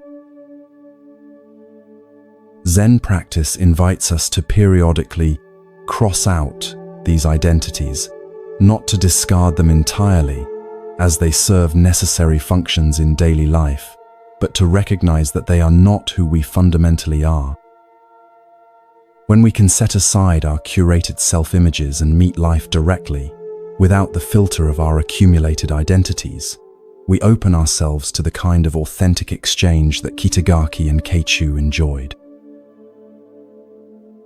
Consider your own various titles and how they might be both useful and limiting. Perhaps being known as the responsible one ensures that others trust you, but prevents them from seeing your playful side. Maybe your identity as the expert in your field brings professional recognition, but makes it difficult to admit when you don't know something. Or your role as the helper allows you to contribute to others' well-being, but makes it challenging to receive help when you need it. As you drift towards sleep, imagine taking out your own calling card, the one that lists all your primary identities and roles. Like Governor Kitagaki, experiment with temporarily crossing out these titles. What remains when you're not defined by what you do, what you know, or how others perceive you? Who are you in the silence between thoughts, in the space beyond names and forms? This nameless essence, what Zen might call your original face before you were born, is what Keichu wanted to meet, and what Kitagaki had the wisdom to reveal. Tonight, rest as that which cannot be named or titled, the awareness that witnesses all experiences but is itself free from all designations. Like Kitagaki setting aside his governorship to meet the Zen master directly, allow yourself to set aside your accumulated identities and rest in the simple, unadorned presence that is your most fundamental nature. From this spacious awareness, genuine connection with yourself, with others, with life itself, naturally emerges.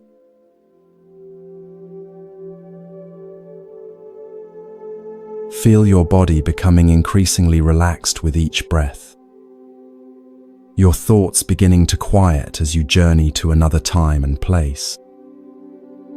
The modern world fades away as you find yourself in a traditional Japanese Zen monastery nestled among misty mountains.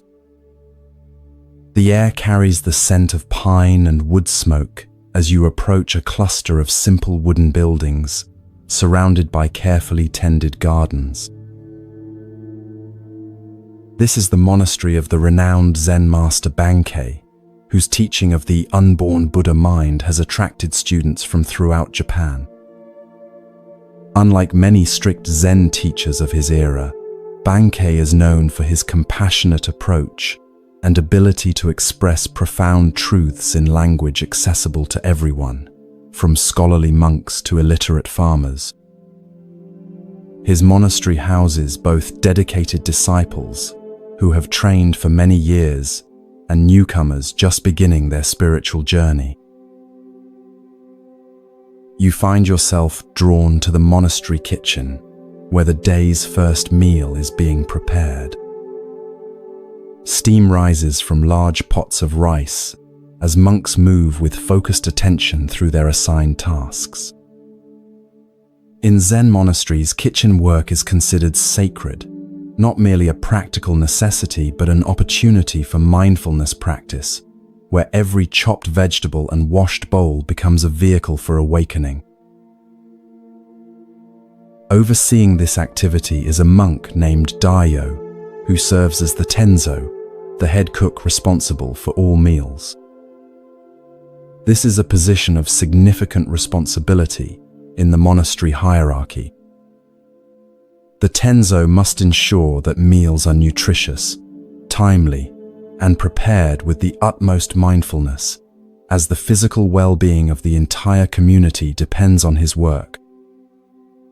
Daio takes this responsibility seriously, his movements efficient and precise, as he directs the kitchen activities. As preparations for the morning meal near completion, Daio inspects each dish before it leaves the kitchen. One pot contains miso, the fermented soybean paste that forms the base of the daily soup. You notice a particular attention in Dairyo's examination of this dish. He seems to be checking its freshness with special care. According to monastery tradition, Bankei, as the abbot, is served first and separately from the other monks. His meals are prepared with special attention, not as a luxury but to support his teaching activities. This morning, as always, Dairyo personally arranges Bankei's tray, including a bowl of the fresh miso soup, before sending it to the master's quarters with a novice monk. Shortly afterward, the rest of the community gathers in the meditation hall for their meal, which begins and ends with ritual chants offering gratitude for the food. Eating takes place in mindful silence, with each monk fully present to the experience of nourishment. Later that morning, you observe an unusual scene outside the kitchen. Bankei himself approaches, carrying the tray from his breakfast. His expression is serious as he asks for Dairyo. When the head cook appears, Bankei holds out a bowl that still contains some soup. In the bottom of the bowl is a small dead lizard. A ripple of tension moves through the novice monks who have gathered to watch. Such a serious oversight, serving the master food containing something impure, could result in severe consequences.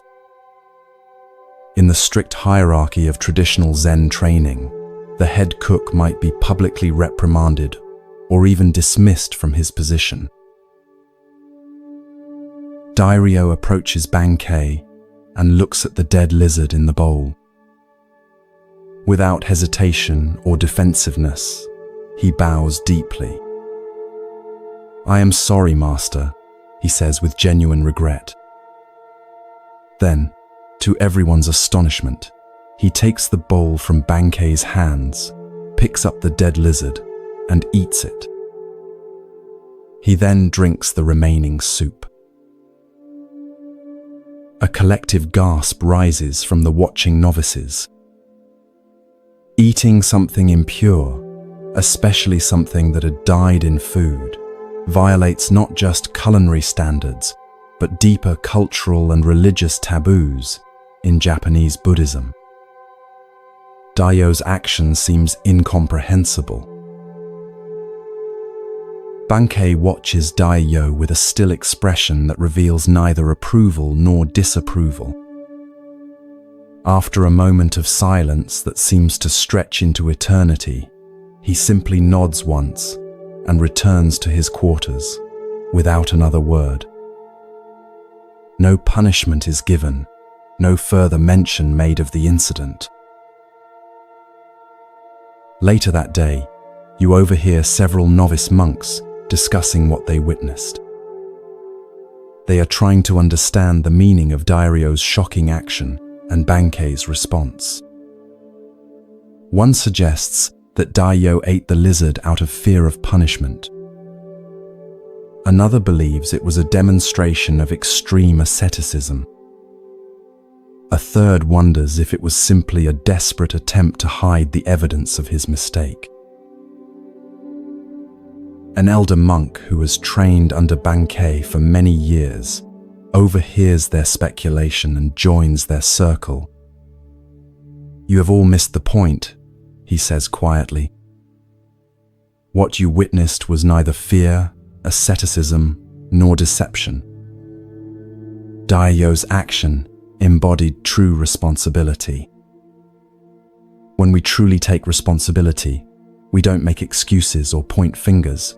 We eat the consequences of our actions, literally in this case." "But couldn't he have simply apologized?" asks one of the novices. The elder monk smiles. "Words are cheap. Anyone can say, 'I'm sorry,' while inwardly making excuses or blaming circumstances. Dairyo didn't just acknowledge his mistake verbally, he fully embodied his responsibility by consuming the very consequence of his oversight. There was nothing left to discuss because the matter was completely resolved in that single action. Another novice speaks up. "Is that why Master Bankei said nothing more about it?" "Exactly," replies the elder. "When someone fully owns their mistake, without any trace of excuse or evasion, what more is there to say?" Bankei recognized Dairyo's profound understanding and responded with equal clarity by allowing the matter to be completely finished. This remarkable story illuminates the Zen approach to responsibility and error. In our usual thinking, we often respond to mistakes with a complex internal process. First denial, then excuse, making, followed perhaps by reluctant admission, blame, shifting, promises of future improvement, and requests for forgiveness.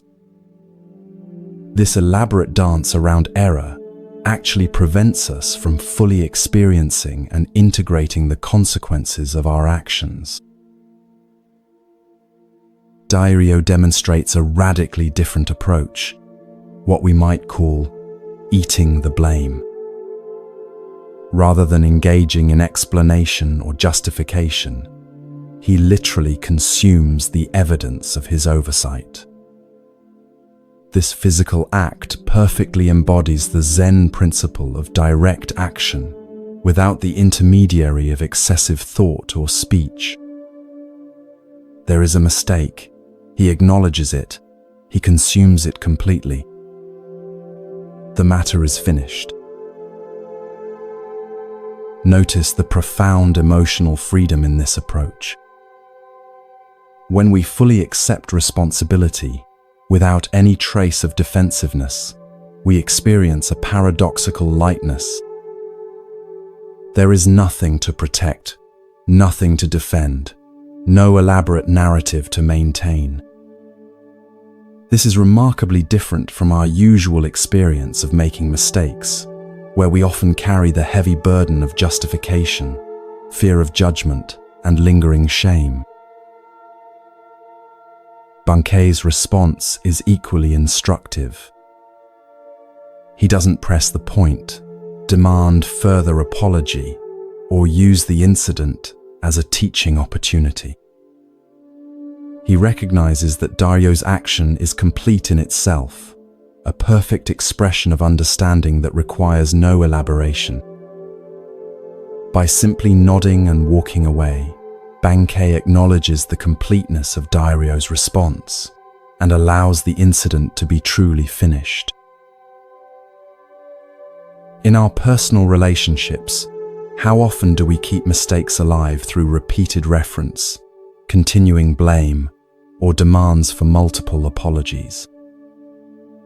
Even after someone has acknowledged an error, we might continue to mention it, subtly punishing them or using it as leverage in future disagreements.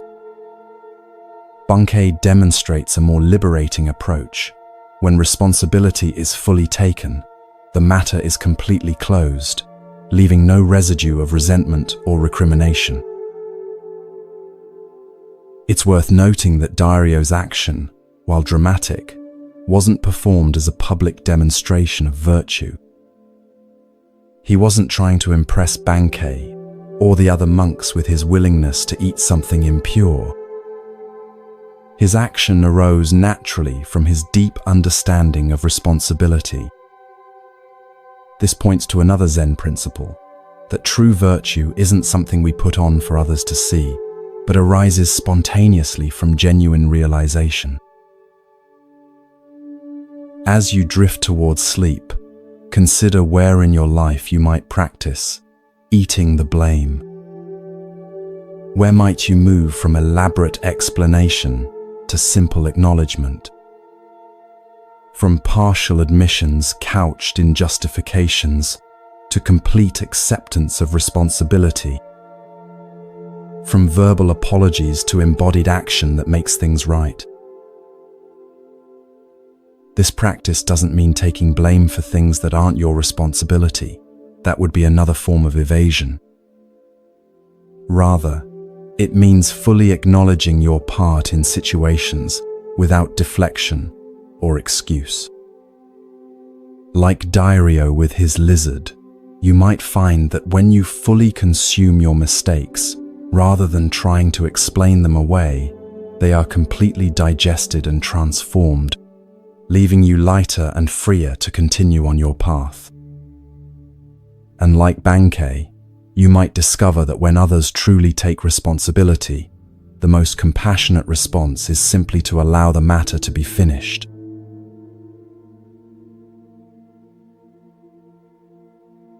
Allow yourself to settle more deeply into comfort, your breath becoming slow and rhythmic.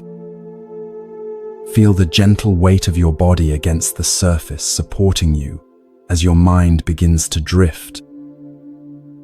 The boundaries of your everyday awareness soften as you journey to Japan during the early Meiji period, a time of profound transition as the country began opening to Western influences after centuries of isolation.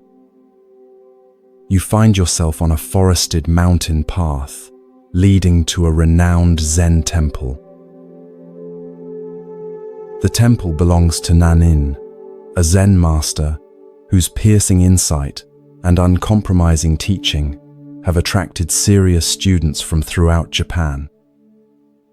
Unlike some masters who rely on dramatic methods or elaborate explanations, Nanin's approach is direct and subtle, often revealing profound truths through the simplest of gestures or observations. The temple itself reflects this quality, elegant in its simplicity, with clean lines and unadorned spaces that direct attention to the essential. As you approach the main gate, you notice a young monk sweeping the stone path with deliberate, mindful movements. This is Tenno, who has recently completed his 10-year apprenticeship under another teacher. Though technically no longer a novice, Tenno recognizes that his understanding remains incomplete. He has come to Nanin seeking further refinement of his practice and deeper insight into the nature of Zen. Tenno has already been with Nanin for several months. Each day follows a rigorous schedule of meditation, work practice, and study. You've observed that Tenno approaches these activities with admirable discipline and sincerity. His meditation posture is impeccable, his work thorough, his conduct respectful. By all conventional measures, he appears to be an exemplary Zen student. This morning, after completing his assigned tasks, Tenno approaches Nanin's quarters for Sanzen, the private interview between master and student that is at the heart of Zen training. These meetings typically focus on the student's understanding of assigned koans or direct questions about their practice. You follow at a respectful distance, curious about what will transpire between them. As is customary, Tenno kneels outside Nanin's door, bows, and announces his presence with a small wooden gong. From inside, Nanin's voice invites him to enter. The master sits in simple robes on a cushion, his weathered face revealing little expression as Tenno bows and takes his place across from him.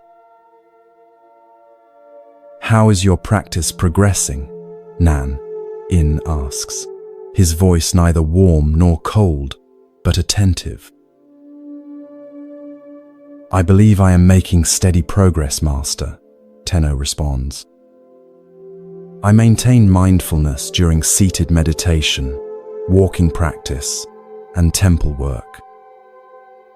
I observe the precepts with care and study the sutras diligently." Nanin nods slightly. His next question comes unexpectedly. "And when you sleep?" Tenno hesitates, clearly caught off guard. I do not know how to practice while sleeping, Master." "Then your practice is not yet complete," Nan-in states simply. He reaches for his tea bowl, indicating that the interview is finished. Tenno bows and withdraws, his face reflecting confusion and concern. Over the following days, you notice him approaching his practice with even greater intensity, extending his meditation sessions, performing his tasks with painstaking attention, and studying late into the night. Yet when he returns for his next interview with Nanin, the exchange follows a similar pattern. "Have you learned to practice while sleeping?" Nan-in asks. Tenno bows his head. "Not yet, Master. But I have increased my waking practice. I now meditate before dawn and continue until late evening. That is commendable, Nan, In acknowledges, but your practice remains incomplete. This pattern continues for several months. Tenno exhausts himself with ever more rigorous practice during waking hours, yet Nanin's assessment remains unchanged. You begin to notice the physical toll on Tenno. His face grows gaunt, dark circles form under his eyes, and his movements, though still mindful, carry a quality of strain rather than natural presence. One day, as autumn leaves begin to fall, something shifts. Instead of intensifying his formal practice even further, Tenno appears to step back. He continues his daily activities but with a different quality, less striving, more ease. He begins to take afternoon walks in the forest. Sometimes he sits by the stream near the temple, doing nothing in particular. He even allows himself adequate rest at night, rather than pushing his body to extremes of wakefulness. When Tenno next appears for his interview with Nanin, a subtle change is evident in his demeanor. There is a natural relaxation in his posture, a clarity in his eyes that wasn't visible before. After the customary bows, Nanin again asks his question, "Have you learned to practice while sleeping?" "Master," Tenno responds with a small smile, "when I sleep, I just sleep." Nanin's face breaks into a warm smile, the first you've seen from the usually reserved master. "Now your practice is beginning to mature," he says. "When you sit, just sit. When you walk, just walk. And when you sleep, just sleep." This is the heart of Zen, to be completely present in each activity, without adding anything extra. From that day forward, Tenno's training with Nanin takes on a new dimension. Rather than focusing solely on formal meditation periods, Nanin begins to emphasize what might be called every-minute Zen, the practice of bringing complete presence to each moment of daily life. Whether eating, cleaning, conversing, or resting, Tenno learns to be fully there, without division or distraction. Years later, when Tenno has become a teacher in his own right, a student asks him about the most important turning point in his training. Tenno smiles and shares the story of his struggle to practice while sleeping. "I had been approaching Zen as something to achieve, a state to attain through effort," he explains. "What Nan-in helped me realize was that authentic practice isn't about adding a special Zen quality to our activities. It's about removing the barriers to fully experiencing what is already here. When we sleep, we completely become sleep. When we eat, we completely become eating. No separation, no observer standing apart from experience. This is every-minute Zen." This simple yet profound story illuminates several essential aspects of authentic spiritual practice. First is the trap that Tenno initially fell into, the mistake of compartmentalizing practice, seeing it as something we do during certain designated activities but not others. Many of us make this same error, believing that spirituality happens in meditation halls, yoga studios, or houses of worship, but remains separate from ordinary life. We create an artificial division between sacred and secular, practice time, and the rest of our day. Nanin's persistent question about practicing while sleeping challenged this compartmentalization. Sleep represents the ultimate non-doing state. We cannot approach it through effort or control. We cannot force ourselves to sleep through willpower, nor can we remain consciously vigilant while sleeping. By highlighting this apparent paradox, Nanin was pointing to a fundamental misunderstanding about the nature of practice itself. Notice how Tenno initially responded by intensifying his efforts during waking hours, a common but misguided approach when we feel our practice is inadequate. We often believe that if our meditation, prayer, or other spiritual activities aren't yielding the results we seek, we simply need to do more of them or perform them more rigorously. This approach reflects a fundamental misunderstanding of spiritual practice as primarily a doing rather than a being. The breakthrough came when Tenno shifted from striving to allowing, from trying to practice sleep to simply sleeping. This represents a profound shift from practice as a special activity we perform to practice as the direct, unmediated experience of whatever is happening. When we fully inhabit each moment without adding anything extra, when we just sleep while sleeping, just eat while eating, just sit while sitting, we discover the heart of Zen. This quality of complete presence has been described by Zen master Dogen as body and mind dropping away. It's not that the body and mind disappear, but rather that the sense of a separate self managing the experience falls away.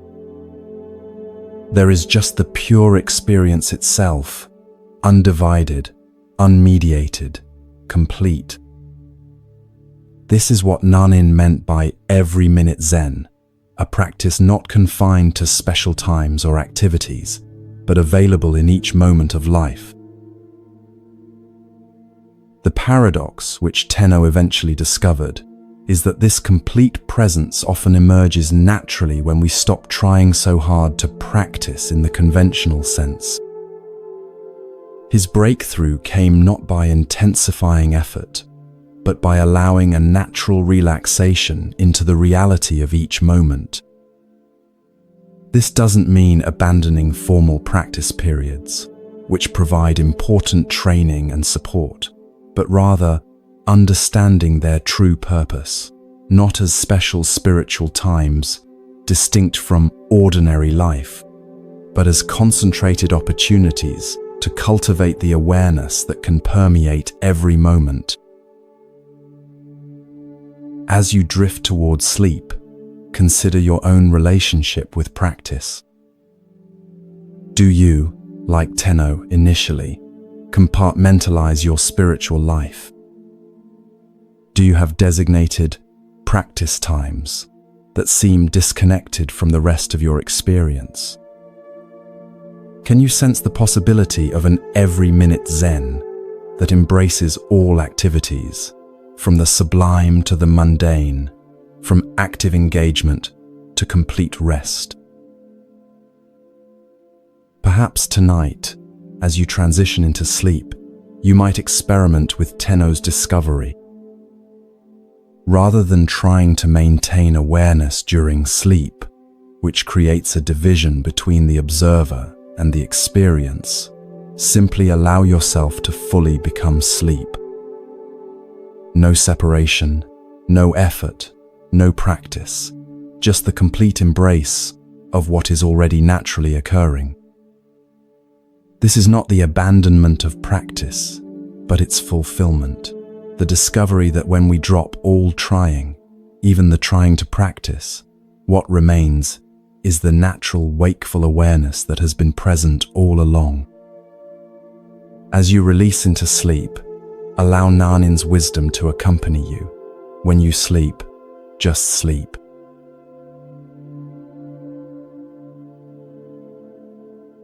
Feel your body growing heavier, your breath slower and deeper with each passing moment. The concerns of your day gradually dissolve as you journey to a different time and place. The familiar surroundings of your room fade away, replaced by the sights, sounds, and scents of ancient Japan. You find yourself approaching a modest temple nestled among pine-covered hills. This temple is known not for its grandeur or famous lineage, but for the wisdom of its elderly master. Though his name has been forgotten in historical records, his teachings live on through stories passed down through generations of students. The temple grounds are simple, but meticulously maintained. Stone pathways swept clean, gardens tended with care, buildings modest but in good repair. The atmosphere reflects the master's teaching style, unpretentious, practical, and directly addressing the challenges of everyday life. As you approach the main hall, you notice unusual activity. A prosperous merchant has arrived with his entourage, servants carrying elaborate gifts, fine horses tethered nearby, the merchant himself dressed in silk robes that mark his wealth and status. Such a visitor is uncommon at this humble temple, which typically attracts local farmers, tradespeople, and the occasional wandering monk. The merchant appears to be in his middle years, with the confident bearing of one accustomed to respect and deference. Yet there is something in his expression, a subtle tension around his eyes, a slight furrow in his brow, that suggests inner disquiet beneath his prosperous exterior. He has come seeking something that his wealth has been unable to provide. You follow at a respectful distance as the temple attendants guide the merchant to the master's quarters. The old teacher receives him simply, seated on a worn cushion in a room whose only adornments are a scroll with calligraphy and a small vase holding a single flower.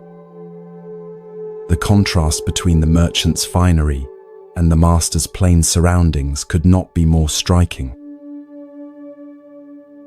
After the customary greetings and tea, the merchant explains the purpose of his visit.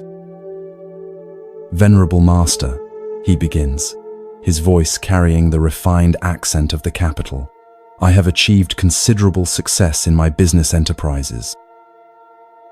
My warehouses are filled with goods, my ships sail to distant ports, and my home lacks no comfort or luxury." He pauses, his expression shifting subtly. "And yet, despite these accomplishments, I find no lasting satisfaction. A sense of emptiness persists that no acquisition seems able to fill." The master listens attentively, his weathered face revealing neither judgment nor surprise. When the merchant finishes, the old teacher asks simply, "What do you seek?" The merchant considers this question carefully. "I believe I seek peace of mind," he finally responds. "And perhaps a way to use my resources that brings genuine fulfillment rather than merely adding to my possessions." The master nods, then poses another question. "In your business dealings, what principle guides your determination of fair prices?" Caught off guard by this seemingly unrelated inquiry, the merchant nevertheless answers thoughtfully.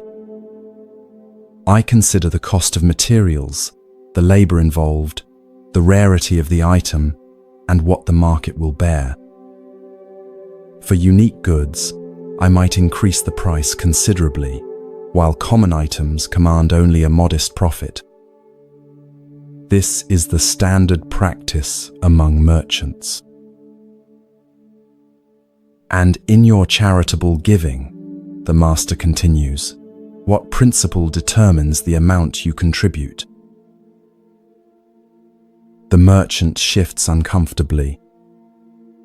I give, according to what seems appropriate for a man of my position. For public projects that bring recognition, I might give substantial amounts. For lesser causes, smaller donations suffice. The master's expression remains unchanged, but his next question penetrates deeper. And how do you determine the value of a human life? The merchant looks genuinely perplexed. I don't understand, Master. How can one assign value to a life? Yet you do so regularly, the Master responds quietly.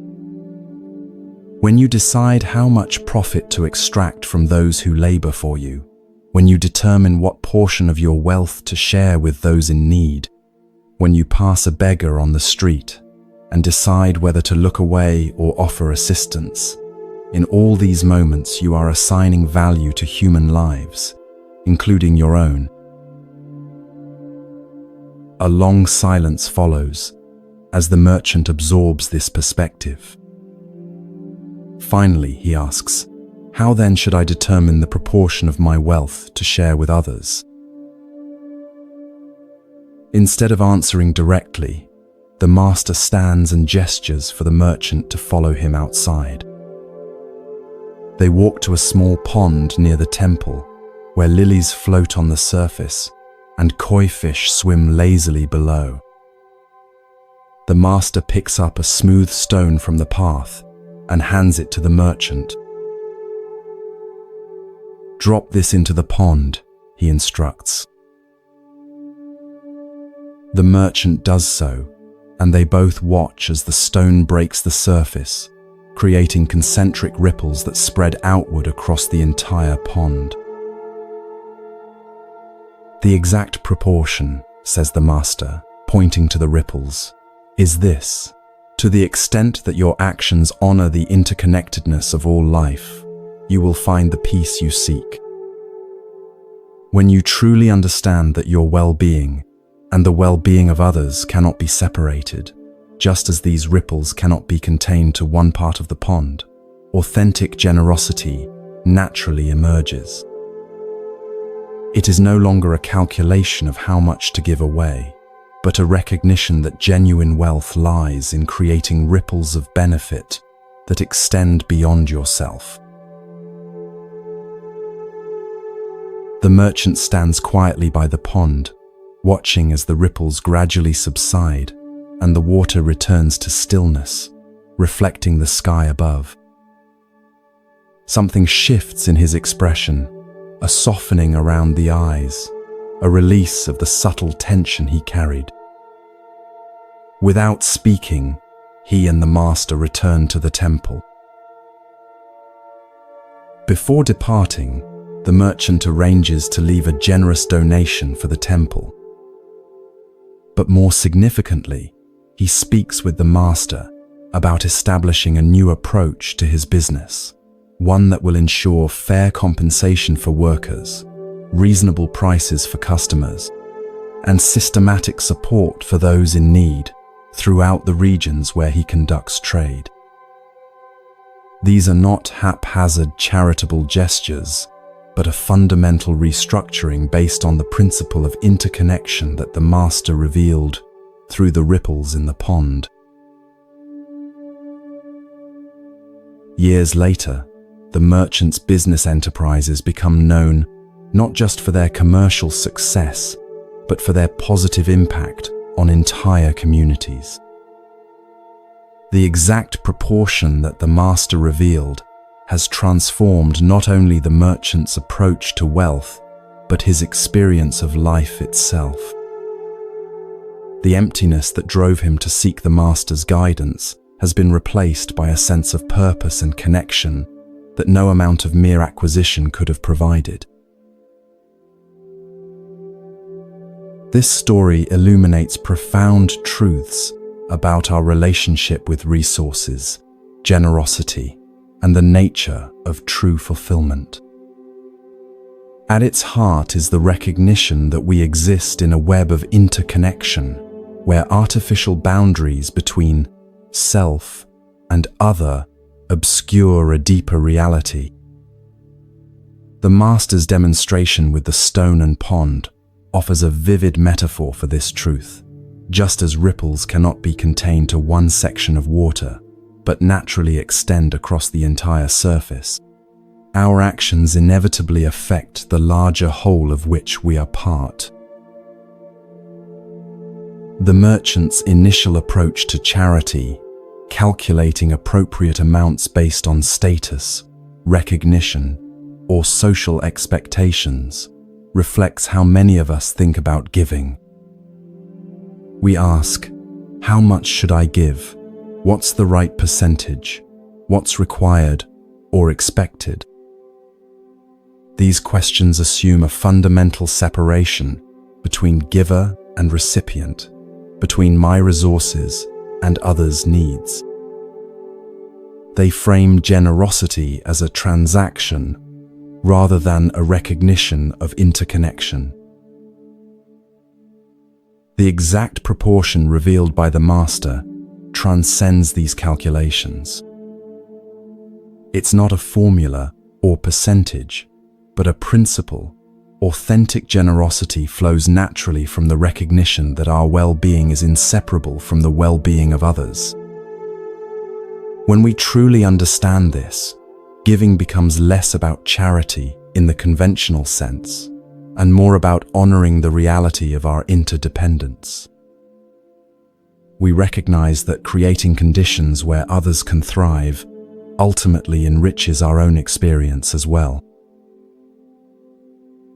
This principle applies not just to financial resources, but to all forms of giving, our time, attention, skills, and presence. When we offer these gifts from a recognition of our interconnection rather than from obligation or expectation of return, they carry a different quality. There's a naturalness and joy in such giving that is absent when we're merely fulfilling social obligations or attempting to accumulate spiritual merit. The merchant's transformation illustrates another key insight, that the emptiness he experienced amid material abundance couldn't be filled by acquiring more, but only by recognizing his place within a larger whole. This echoes a central teaching across wisdom traditions, that lasting fulfillment arises not from satisfying the self's endless desires, but from transcending exclusive identification with the separate self. As we extend our concern and care beyond our immediate interests, we paradoxically experience a deeper sense of meaning and sufficiency. In the language of Buddhism, this shift reflects the movement from a consciousness dominated by greed, aversion, and delusion, the three poisons that create suffering, to one characterized by generosity, compassion, and wisdom. The Master didn't ask the merchant to abandon his business or give away all his wealth. Rather, he invited him to transform his relationship with resources by recognizing the illusory nature of separation and allowing that recognition to inform his decisions. As you drift towards sleep, consider the ripples that your own life creates in the pond of interconnection. Where might you be calculating giving based on external measures rather than recognizing fundamental interconnectedness? How might your approach to resources, whether material wealth, time, attention, or care, shift if viewed through the lens of interdependence rather than separation? Perhaps the exact proportion that brings lasting fulfillment is not a numerical formula, but a way of being that honors the reality that, like ripples in a pond, our well-being and the well-being of others cannot ultimately be separated.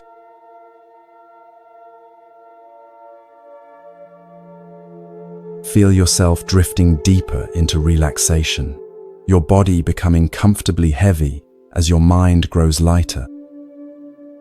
The boundaries between waking and dreaming begin to blur as you journey to feudal Japan, to a time when Zen Buddhism was flourishing throughout the country. The concerns of your day gradually dissolve as you find yourself approaching a mountain temple known for its rigorous training and the profound wisdom of its master. The temple is nestled among ancient cedars that sway gently in the mountain breeze. Stone lanterns line the path leading to its entrance, and the air carries the delicate scent of incense.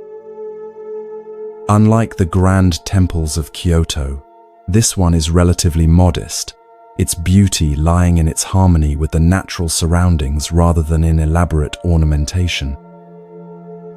This is a place dedicated to serious practice rather than ceremonial display. As you approach the main gate, you notice an unusual visitor arriving, a scholar dressed in the fine robes of the educated elite, accompanied by several attendants carrying scrolls and writing materials. This is clearly no ordinary pilgrim seeking simple spiritual guidance. The scholar's bearing suggests someone accustomed to academic debate and intellectual mastery, rather than the humble posture typical of those who come to study Zen. You learn from overhearing the temple monks that this visitor is a renowned philosopher and scholar who has written extensively on Buddhist doctrine. His commentaries on sutras are studied throughout the country, and his reputation for intellectual brilliance is matched only by his confidence in debate. He has come to challenge the temple's master, believing that through rigorous philosophical questioning, he can either expose limitations in the Zen approach or gain new insights to incorporate into his scholarly work. The scholar is escorted to the master's modest quarters. You follow discreetly, curious about how this encounter between intellectual prowess and Zen directness will unfold. The master, an elderly monk with a weathered face and clear eyes, receives the scholar without ceremony, inviting him to sit on a simple cushion across from his own. "I have studied Buddhist texts extensively," the scholar begins, "and have engaged in debate with masters of various schools. I find Zen's claim to transmission beyond words and letters philosophically problematic. If truth cannot be expressed in language, how can it be communicated at all? And if it can be communicated without words, why have Zen masters themselves written so many commentaries?" The master listens attentively, neither impressed nor dismissive. When the scholar finishes his opening challenge, the master asks simply, "Would you like some tea?" Somewhat taken aback by this seemingly irrelevant response, the scholar nevertheless agrees. As the master prepares the tea with mindful movements, the scholar launches into a detailed critique of Zen methodology, citing apparent contradictions between different masters' approaches and questioning the efficacy of meditation compared to intellectual analysis.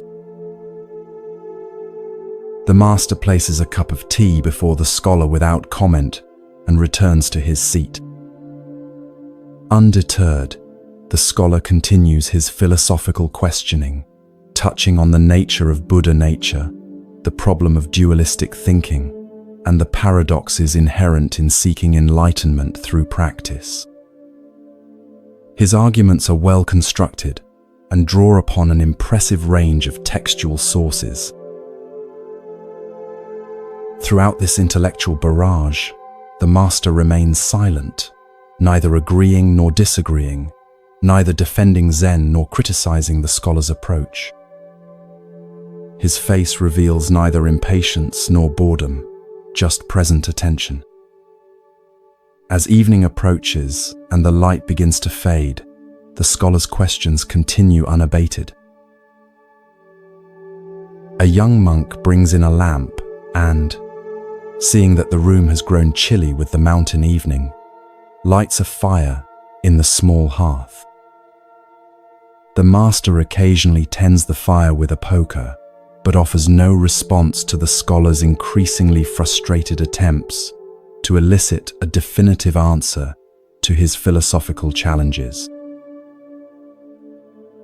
Hours pass. The scholar, determined to receive some form of engagement, continues his questioning past midnight. His attendants have long since retired to the quarters provided for them, but the scholar remains, his intellectual persistence matching the master's silent endurance. The fire burns low, casting gentle shadows across the simple room. Near dawn, the scholar, exhausted but still determined, poses what he considers his most penetrating question.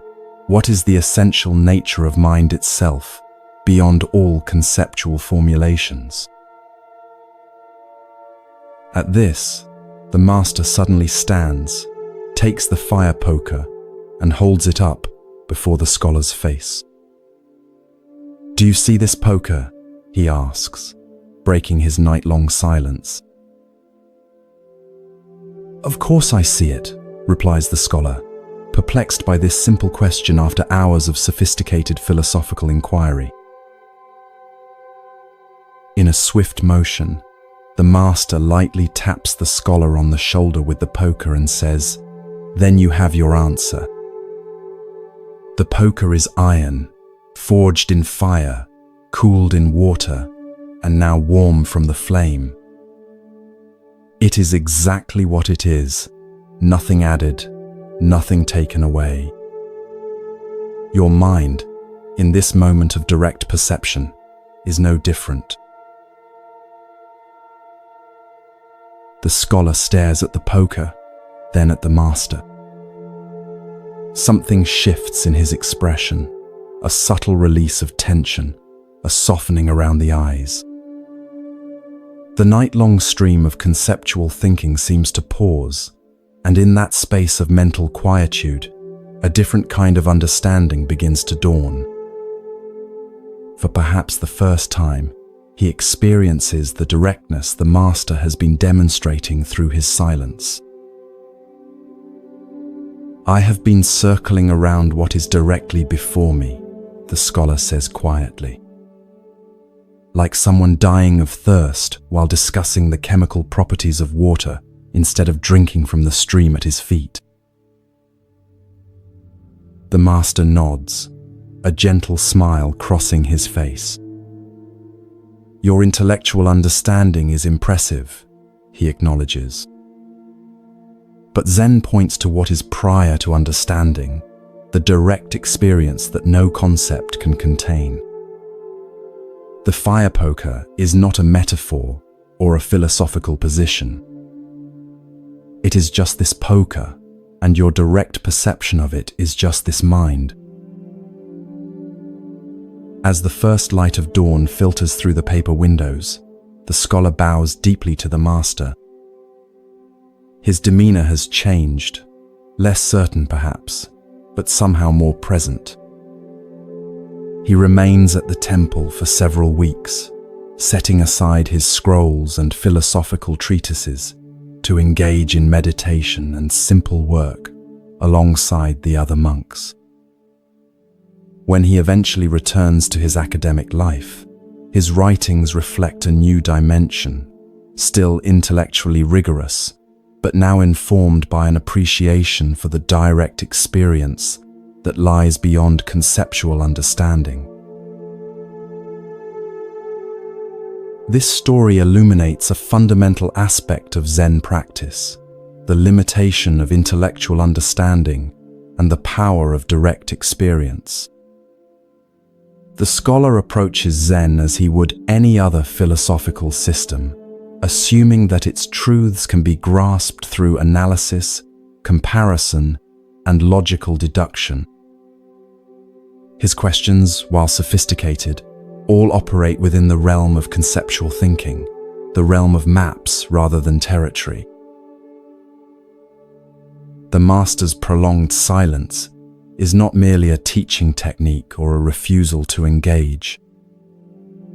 It is itself a demonstration of what Zen points toward, the direct presence that precedes and transcends conceptual elaboration.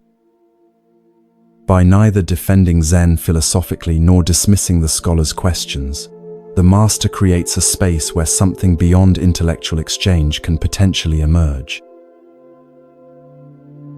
The fire poker becomes the perfect instrument for this teaching, an ordinary object with no special spiritual significance, yet in that moment of direct perception, revealing the nature of mind itself. When the master asks, "Do you see this poker?" he is pointing to the immediacy of perception that occurs before thought categorizes, analyzes, or evaluates. This direct seeing is what Zen means by original mind or Buddha nature, not some mystical state or philosophical concept, but the simple, ordinary awareness that is always present, yet often overlooked as we become entangled in our thoughts about reality rather than reality itself. Notice the critical role of persistence in this story. Had the scholar given up after a few hours of the master's silence, the breakthrough might never have occurred. It was precisely his exhaustion, the wearing down of his habitual intellectual approach, that created the conditions for a different kind of understanding to emerge. Sometimes, our most cherished mental habits must be exhausted before we can experience the simplicity that lies beyond them. This parallels the experience of many who practice meditation.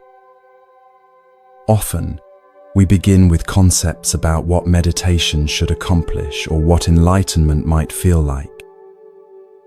We analyze our experiences, evaluate our progress, and compare our practice to our expectations.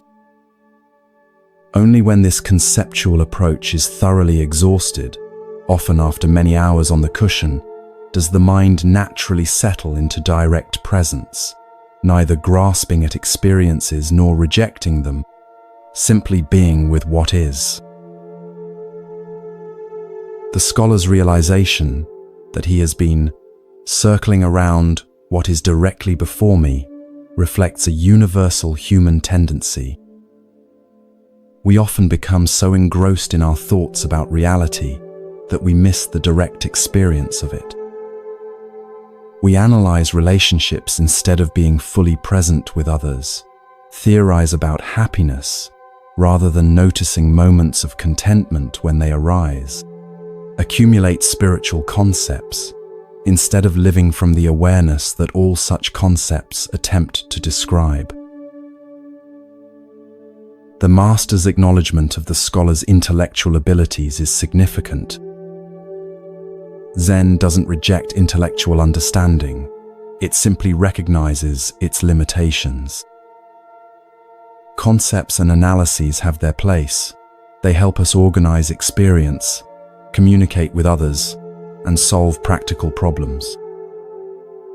But they are tools rather than the truth itself, maps rather than the territory they represent.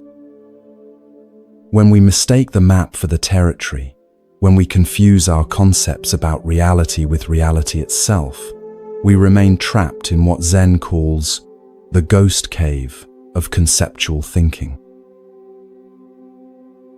As you drift towards sleep, consider where in your own life you might be circling around what is directly before you. Perhaps you've read many books about mindfulness without experiencing the simple presence of this moment.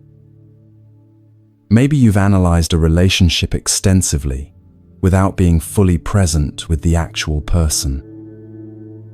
Or perhaps you've accumulated spiritual concepts while overlooking the awareness in which all concepts appear. The fire poker is always right here, in the sound of your breath, the feeling of your body against the bed, the simple awareness that witnesses all experience.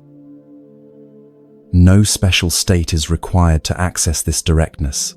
It's available in every ordinary moment, requiring only that we pause our endless thinking about experience long enough to experience directly. As the Zen saying goes, don't mistake the finger pointing at the moon for the moon itself.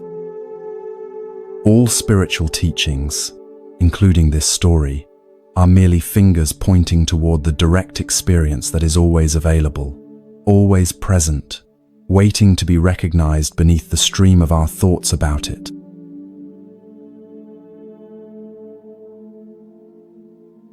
Feel your body becoming heavier with each breath, sinking deeper into comfort.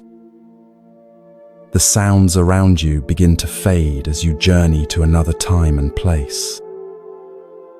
Imagine yourself walking along a forest path in Japan, the ground soft beneath your feet, the air fresh with the scent of pine and moss. Bird songs echo through the trees as sunlight filters through the canopy in golden shafts. You follow the winding path until it opens onto a small clearing where a modest temple stands.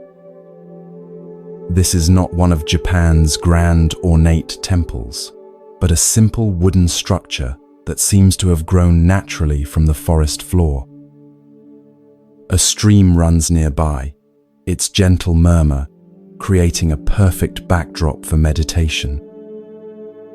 This is the temple of Gasan, a respected Zen teacher known for his clear wisdom and open mind. As you approach, you notice unusual activity today. A visitor unlike the temple's typical students has arrived, a young man in Western clothing carrying a book bound in leather. From snippets of conversation among the monks, you learn he is a university student who has been studying Christianity with Western missionaries. Curious about how different spiritual traditions might compare, he has come to show Gasan some passages from the Christian Bible and hear the Zen master's perspective. You follow as the young man is led to Gasan's simple quarters. The room contains only a low table, a few cushions, and a scroll with calligraphy hanging in the alcove. Gasan himself sits in meditation, his eyes open but focused on nothing in particular. Though probably in his 60s, his posture is straight and vital, his presence conveying both alertness and profound ease. The student bows respectfully and introduces himself. Gasan gestures for him to sit on a cushion nearby.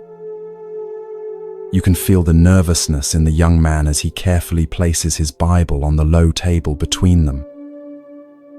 He's clearly unsure how this Zen master might react to Christian scripture. "Master Gasan," he begins, his voice betraying a slight tremor, "I have been reading the Christian Bible with missionaries from America. I find some of its teachings beautiful, but I wonder how they compare with Zen wisdom.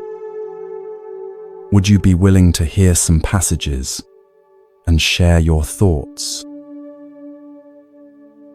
Gasan's face remains serene, neither eager nor reluctant. He nods simply, and you can see some of the tension leave the student's shoulders. The young man carefully opens his Bible, the pages making a soft crackling sound in the quiet room. He turns to a marked section and begins to read, "And why take ye thought for raiment? Consider the lilies of the field, how they grow. They toil not, neither do they spin. And yet I say unto you, that even Solomon in all his glory was not arrayed like one of these."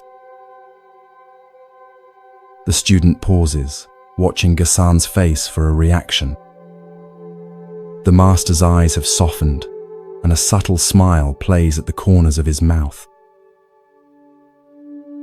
"Whoever uttered those words," Ghassan says quietly, "I consider an enlightened man." Surprise and delight flash across the student's face. He hadn't expected such immediate appreciation from a Buddhist master for Christian scripture.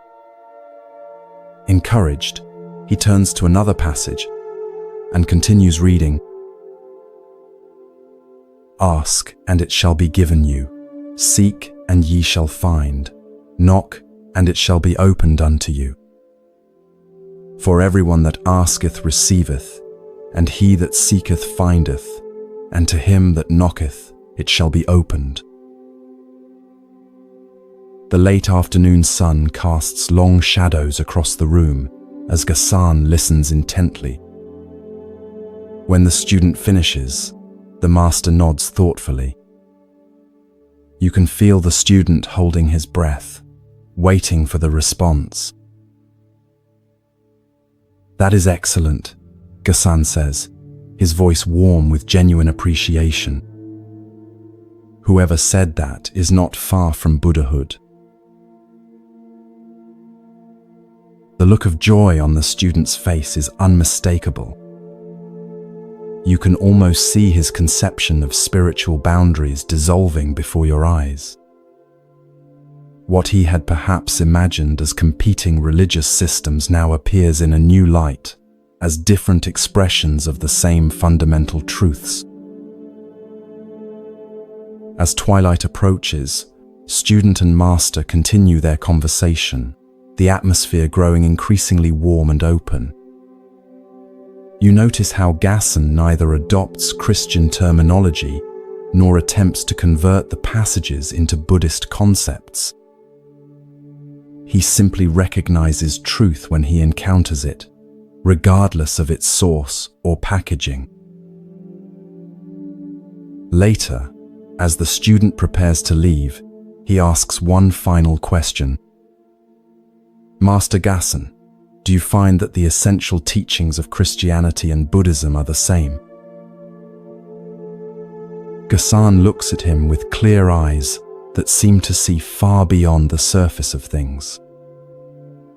"Truth is truth," he replies simply. When we recognize the lilies of the field in their suchness, when we understand the nature of seeking and finding, these insights transcend any single tradition. The packaging may differ, but when genuine wisdom speaks, those with open hearts recognize it, whether it comes from the Buddha, Jesus, or the wind in the pine trees. As the student bows and departs, you notice how differently he carries himself, more lightness in his step, more openness in his face. He came seeking comparison and perhaps validation of one tradition over another. He leaves with something far more valuable, a glimpse of the universal truth that all genuine spiritual paths point toward. This simple yet profound encounter reveals much about the nature of true spiritual understanding.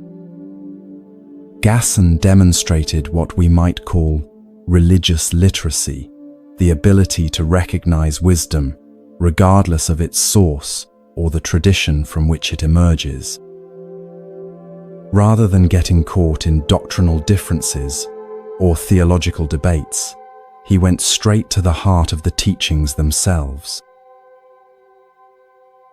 The passages the student read contain insights that align perfectly with Zen understanding. "Consider the lilies of the field" points to the natural perfection that exists prior to human striving, what Zen might call our original nature, that needs no adornment or improvement.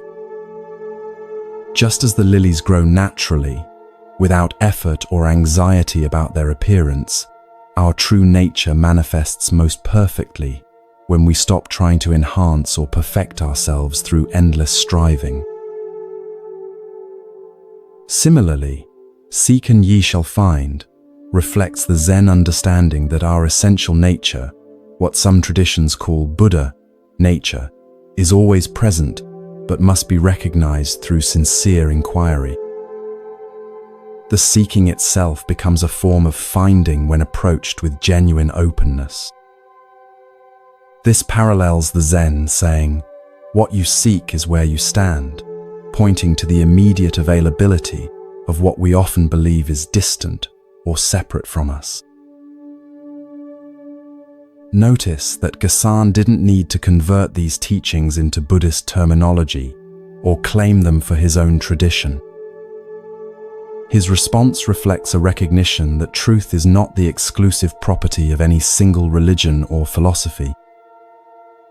Like water that takes the shape of whatever container holds it while remaining essentially the same, spiritual truth may be expressed through different cultural forms and language, while pointing to the same fundamental reality. This open, non-dogmatic approach stands in stark contrast to religious exclusivism, the belief that one's own tradition has a monopoly on truth, while others are mistaken or incomplete. Gasan demonstrates a more inclusive understanding that sees different spiritual traditions not as competitors, but as diverse expressions of human wisdom responding to the same fundamental questions: what is our true nature? How should we live? What constitutes a life of meaning and freedom from suffering? As you rest tonight, consider where in your own thinking you might be creating unnecessary boundaries between wisdom, traditions, or sources of insight. Perhaps you've dismissed certain teachings because they come from a tradition different from your own.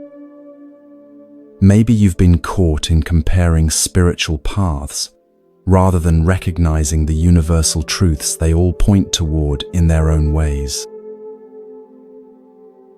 Gasan's approach invites us to become wisdom collectors rather than belief defenders, to recognize truth wherever we encounter it, whether in ancient texts, modern science, artistic expression, or our own direct experience.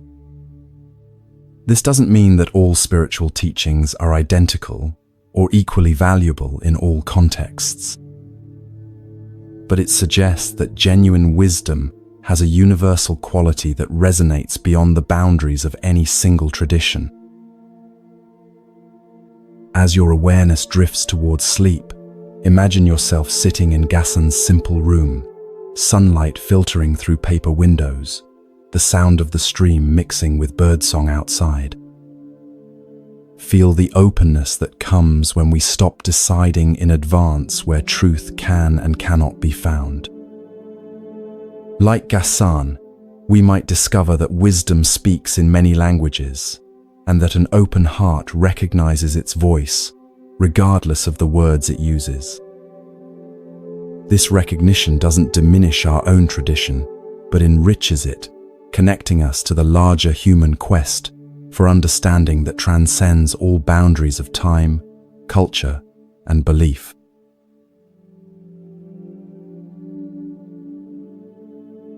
Your body feels deliciously heavy now, sinking deeper into relaxation with each breath. Behind your closed eyelids, the darkness transforms into a misty mountain landscape in ancient China. You can feel the cool, damp air against your skin and hear the distant call of birds echoing through forested valleys. Your feet carry you along a narrow path winding up a steep mountainside. After climbing for what seems like hours, you reach a small plateau where a humble hermitage stands. Built of rough-hewn timber with a thatched roof, it blends so naturally with its surroundings that you might have missed it if not for the thin wisp of smoke rising from its central fire pit.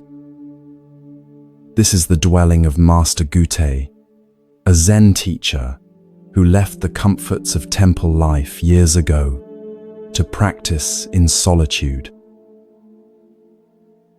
Despite his preference for isolation, Gutei's reputation for wisdom has spread, and occasionally seekers brave the difficult journey to receive his teaching. Today, you're not the only visitor. Just ahead of you on the path walks a young monk, his simple robe dusty from travel, determination evident in his steady pace. As you both approach the hermitage, the door slides open. Master Gutei appears, a wiry man of middle years, with weathered skin and clear, penetrating eyes. His appearance is unremarkable. Nothing about his physical presence suggests spiritual accomplishment or special status. Yet something in his quality of attention, in the way he fully occupies this moment, creates an atmosphere of extraordinary presence. The young monk bows deeply. "Master Gutei," he says, his voice reflecting both respect and eagerness, "I have traveled far to ask you about the essential nature of Zen. What is the fundamental teaching? What is the truth that the Buddha realized under the Bodhi tree?" You watch carefully, expecting Gutei to respond with a profound statement, perhaps a quote from the sutras or a paradoxical Zen saying.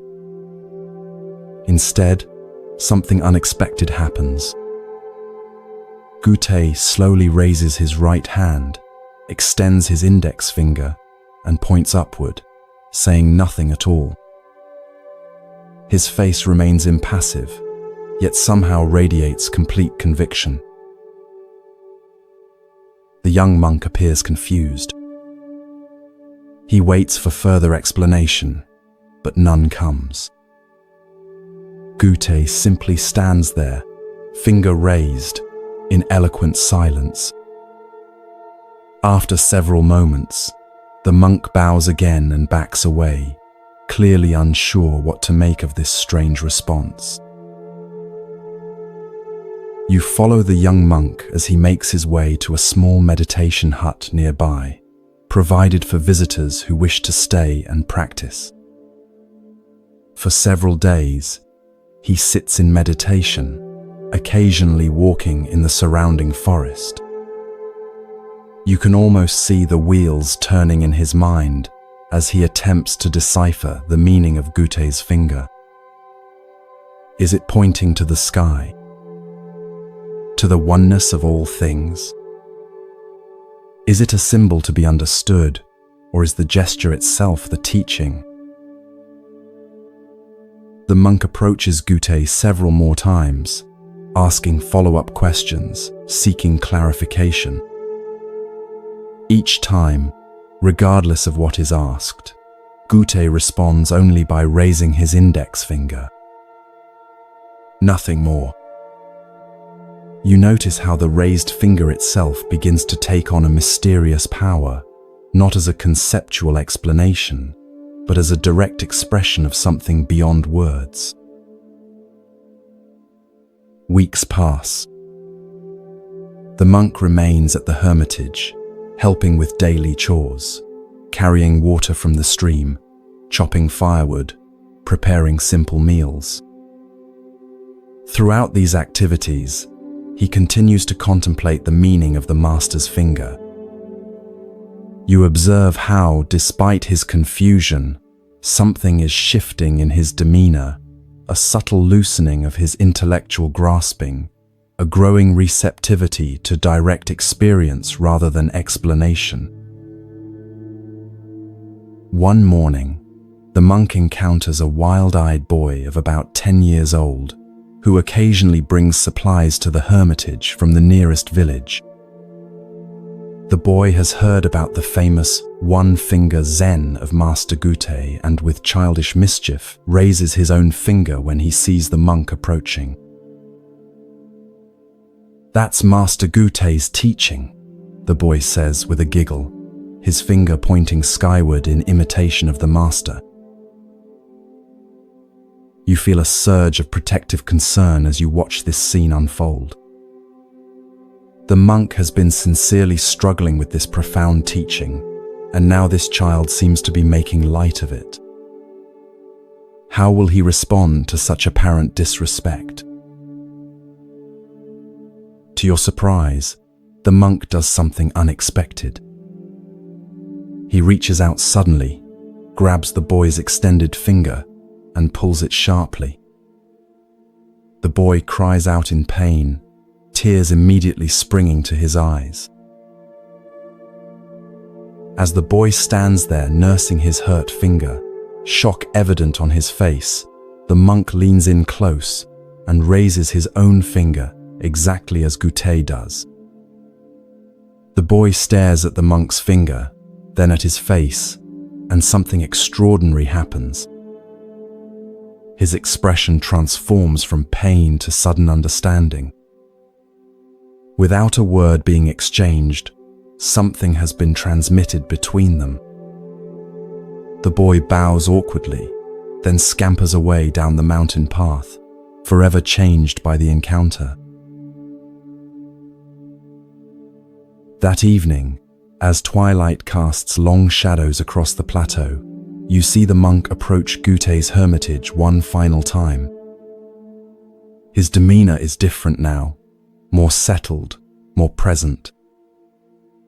When Gutei slides open the door, the monk bows and then, with perfect timing, raises his own index finger in silent response. Gutei studies him carefully, looking deep into his eyes as if searching for something beyond the mere imitation of the gesture. Whatever he sees there must satisfy him, for his weathered face breaks into a rare smile. Master and student stand facing each other, each with one finger raised, a perfect mirror image. No words are exchanged, yet volumes are communicated in that silent moment. The next day, the monk prepares to depart. As he shoulders his small travel pack, Gutei appears to see him off. With a twinkle in his eye, the master raises his finger one last time. The monk bows deeply, turns, and begins his descent down the mountain path. You notice he doesn't look back, yet somehow carries Gutei's presence with him, not as a memory or concept, but as a living reality that has become part of his own being. Years later, the monk himself becomes a respected teacher. When students come asking about the essential nature of Zen, he simply raises his index finger, carrying forward Gutei's direct transmission. The teaching continues, not as a philosophy to be understood or a belief to be accepted, but as a living gesture pointing directly to what cannot be captured in words. This story illuminates the heart of Zen's approach to spiritual transmission, the direct pointing to truth beyond conceptual understanding. Gutei's raised finger is not a symbol to be decoded or a metaphor to be interpreted. It is itself the direct expression of what Zen calls suchness, the immediate, unfiltered reality prior to our mental categories and explanations.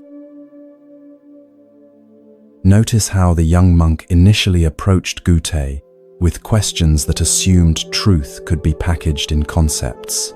What is the fundamental teaching? What is the truth that the Buddha realized? These questions reflect our common assumption that spiritual understanding is primarily about acquiring the right ideas or beliefs. Gutei's finger cuts through this assumption, offering not an explanation, but a direct pointing to reality itself. The monk's journey from confusion, to understanding parallels the path many of us walk in spiritual practice. At first, we try to grasp teachings intellectually to fit them into our existing frameworks of understanding. We want explanations, systems, practices that promise specific results.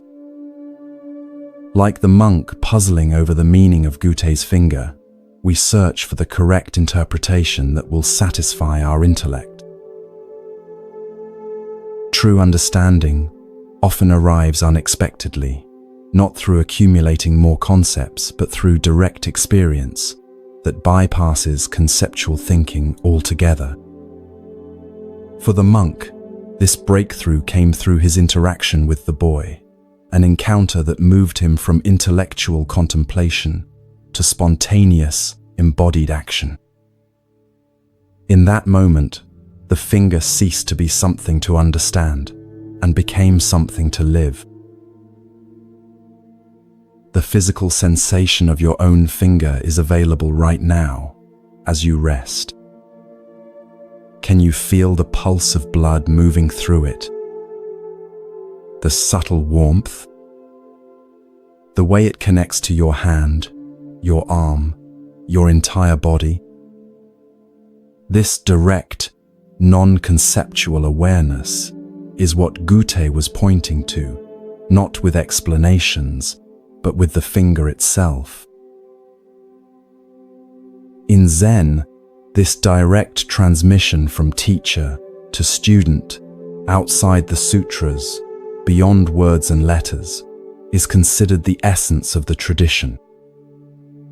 The story of Gute's finger exemplifies what Zen calls mind-to-mind transmission, not the passing of concepts from one intellect to another, but the direct recognition of our shared Buddha, nature, the awareness that precedes all thinking.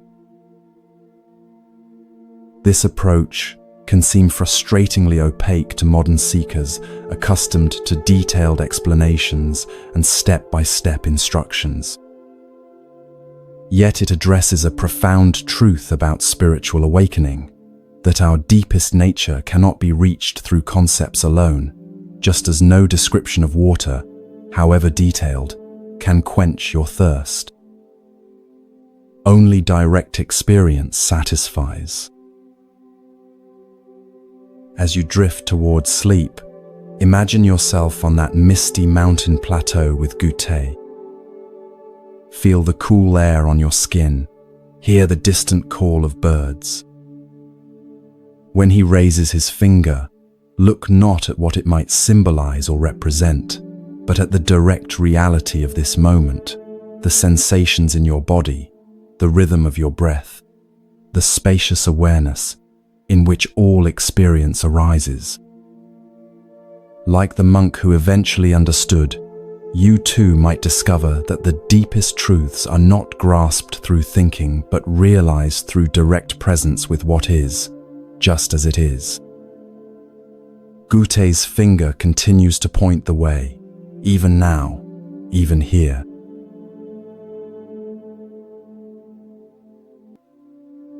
Feel your body growing heavier with each breath, your mind drifting into a state of peaceful receptivity. The familiar surroundings of your room gently fade as you journey to a different time and place. The soft darkness behind your eyelids transforms into a bustling marketplace in medieval Japan. The air fills with the mingled scents of fresh vegetables, fish, incense, and wood smoke. You find yourself standing at the edge of the market square, where vendors call out their wares and shoppers haggle over prices. Children dart between stalls, and merchants carefully count coins. It's a scene of ordinary commerce, until your attention is drawn to an extraordinary figure making his way through the crowd. Unlike the serious-faced merchants and purposeful shoppers, this man radiates an unmistakable joy. He's a portly monk with a shaved head, dressed in simple robes that have seen better days. A large cloth sack is slung over his shoulder, and his face bears the broadest, most genuine smile you've ever seen. Children flock to him, and even the harried adults seem to brighten as he passes. "Who is that?" you ask a nearby vegetable seller who's watching the monk with evident affection. "That's Hote," she replies, smiling herself now. Some call him the Happy Chinaman, though no one knows if he really came from China. He's been wandering these parts for as long as anyone can remember. You follow Hote as he makes his way through the marketplace. Unlike other monks who solemnly request alms, Hote seems to be giving rather than receiving. From his large sack, he produces small treats for the children, sweet rice cakes, tiny carved wooden animals, colorful pebbles that catch the light. Each gift is presented with a delighted laugh, as if the giving brings him more joy than the receiving could possibly bring the children. The adults, too, receive his gifts, though theirs are often less tangible. For a frazzled mother with a crying infant, he produces a moment of unexpected peace by making silly faces that transform the baby's wails into giggles. For a merchant whose vegetables are beginning to wilt in the afternoon sun, he creates a makeshift shade from his own wide-brimmed hat. For an elderly man struggling with a heavy load, he offers not just help, but companionship, telling a story that transforms the labor into a shared pleasure. You notice something curious about Hote's famous sack. Though he continually takes things out of it, toys, treats, practical tools, it never seems to empty. And though people frequently give him small offerings of food or simple items, which he accepts with genuine gratitude, the sack never appears to get fuller. It's as if the contents maintain a perfect balance, neither depleting nor accumulating. As evening approaches and the market begins to close, Hote finds a spot beneath a large tree at the edge of the square. He settles his substantial form on the ground with surprising grace, places his sack beside him, and closes his eyes, still smiling. Several children linger nearby, clearly reluctant to leave his presence. One bold little girl approaches and tugs at his sleeve. "Hote-san," she asks, "why are you always so happy?" Hote opens his eyes and regards her with such warmth that you can almost feel it from where you stand. "Because there is nothing to be unhappy about," he replies, his voice rich and resonant. The girl frowns, clearly unconvinced. "But sometimes sad things happen," she persists. "Sometimes people are mean, or things break, or it rains when you want to play outside." Hote nods thoughtfully. "Yes, all these things happen," he agrees. "But being unhappy about them is like carrying 2 sacks instead of 1. He pats the cloth bag beside him. "This sack I carry holds everything I need for today, no more, no less. If I carried another sack filled with worries about yesterday and fears about tomorrow, I would be too burdened to play with you or enjoy this beautiful evening." The girl considers this, her small face serious. "But how do you put down that second sack?" she asks. Hote's laugh rings out, full of genuine delight at her wisdom. "That's the best question," he exclaims. You put it down by noticing when you're carrying it. Right now, for instance, are you carrying that heavy second sack, or are you simply here with me under this tree? The girl's face clears, and she giggles. I'm here with you. Exactly, says Hote, his smile somehow growing even wider. And that's all there ever is. Just this moment, this place, this encounter. When we're fully here, the second sack disappears all by itself. As darkness falls, parents call their children home. The girl gives Hote a quick, impulsive hug before skipping away. You watch as Hote settles himself for the night, using his sack as a pillow, seemingly as content to sleep under the stars as anyone might be in the finest palace. The next morning, you follow Hote as he continues his wandering. He has no particular destination, no schedule to keep, no goals to achieve. Yet his days are full of purpose, bringing joy to everyone he meets, easing suffering where he finds it, sharing the simple happiness that radiates from his being. One afternoon, you see a group of serious-looking Zen monks encounter Hote on the road. Their austere appearance and disciplined manner form a striking contrast to Hote's disheveled, joyful presence. One of the monks, seemingly bothered by Hote's unorthodox appearance and behavior, approaches him with a challenging question. You call yourself a monk, the stern monk says, yet you follow none of the traditional practices. You don't live in a monastery. You don't perform proper rituals. You laugh and play instead of maintaining dignified silence. What is the meaning of Zen to you? Hote says nothing. Instead, he simply puts down his sack. He stands there, empty-handed, his smile as natural as the sun in the sky, his presence radiating a wordless contentment that needs no explanation or defense. The questioning monk's expression shifts, first confusion, then a dawning recognition. Something in Hote's simple gesture and unshakable presence has communicated more than 1,000 sutras could convey.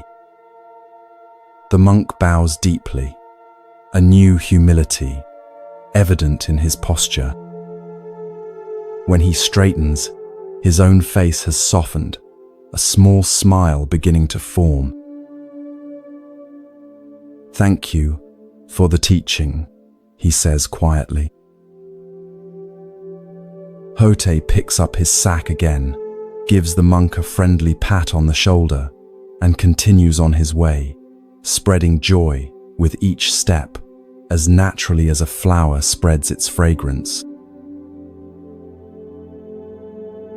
In later years, Hote becomes so beloved that his image is often portrayed in paintings, sculptures, and household shrines. He is remembered not as a formal teacher expounding complex philosophy, but as a living embodiment of one of Zen's most profound truths, that enlightenment is not a distant goal achieved through arduous practice, but the natural state of a mind free from unnecessary burdens, fully present to the wonder of ordinary life. This delightful story of the happy Chinaman offers a refreshing perspective on spiritual practice, one that emphasizes joy, simplicity, and direct participation in life rather than solemn discipline or intellectual understanding. Hote represents a tradition sometimes called crazy wisdom, teachers whose unconventional behavior and apparent disregard for formal rules actually embody the deepest spiritual truths. Notice how Hotei's teaching comes not through sermons or explanations, but through his very being. His joy isn't something he achieves through effort or maintains through positive thinking techniques. It flows naturally from his complete presence in each moment, his freedom from the second sack of regrets about the past and worries about the future. Hotei's famous sack represents a profound teaching about appropriate relationship to possessions and circumstances. He carries what he needs for the day, no more, no less. Unlike those of us who accumulate far beyond our needs, or, conversely, deny ourselves basic comforts in the name of spiritual practice, Hotei demonstrates the middle way that Buddhism has always advocated, neither indulgence nor deprivation, but just what's needed for the journey. The sack's mysterious property, never emptying despite Hotei's constant giving, never filling despite what he receives, points to a spiritual principle that many traditions recognize, that generosity creates abundance rather than scarcity. When we give from a place of joy rather than obligation, when we receive with genuine gratitude rather than entitlement, we participate in a natural flow that defies our usual economic logic of gain and loss. Hotei's response to the little girl reveals his teaching method, simple, direct, and tailored to the listener's capacity for understanding. Rather than offering abstract philosophy, he uses the concrete metaphor of the second sack, making a profound spiritual truth accessible even to a child. And his delight in her question shows how he honors the wisdom that can come from any source, including the very young. The encounter with the formal monks highlights the contrast between institutional religion, with its emphasis on proper form and tradition, and direct spiritual experience that might manifest in unexpected ways. The questioning monk initially mistakes Hotei's unconventional appearance and behavior for spiritual immaturity, only to discover that this seemingly simple, joyful figure has realized the very essence of what all the monastery's disciplines aim to cultivate. As you drift towards sleep, consider your own second sack, the unnecessary burdens of regret, worry, self-consciousness, or excessive planning that you might be carrying. Can you feel the weight of these mental constructions? Can you sense how they pull you away from the simple joy of being fully present in this moment? Hotei's teaching offers a direct invitation: put down the second sack. Not through elaborate techniques or strenuous effort, but simply by noticing when you're carrying it and choosing to be fully here instead. In this moment of preparing for sleep, can you feel the natural contentment that arises when the mind stops its restless wandering and settles into simple presence? This is Hotei's gift, the recognition that joy is not something to be pursued or achieved, but our natural state when we remove the obstacles to experiencing it. Like the happy Chinaman himself, you might discover that the happiness you seek is not in some distant future or special circumstance, but right here, available whenever you fully arrive in the present moment.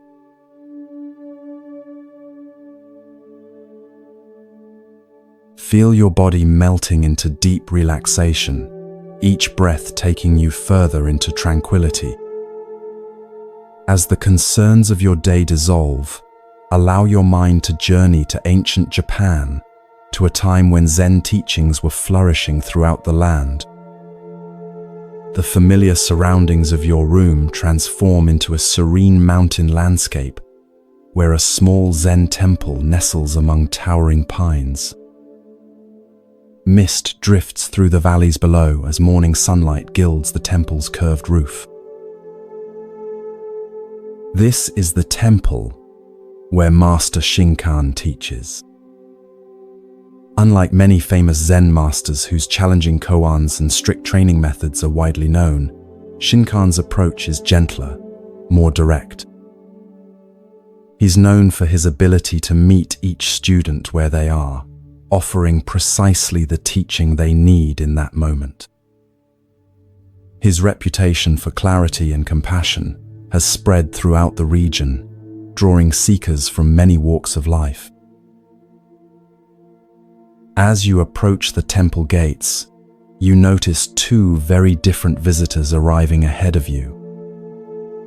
The first is a young monk, perhaps 20 years old, his shaved head and crisp robes marking him as someone who has recently entered formal Zen training at another monastery.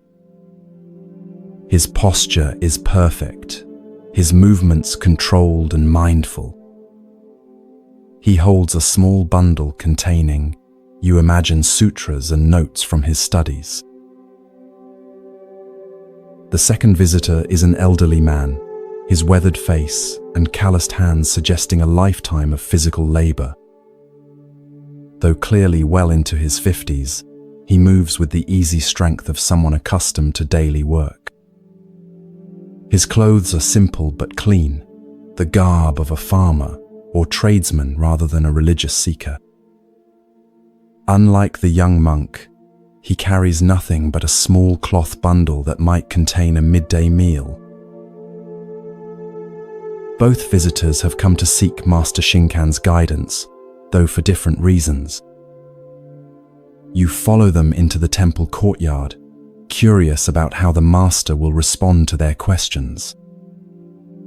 The young monk is received first, shown to the master's modest quarters by an attending student.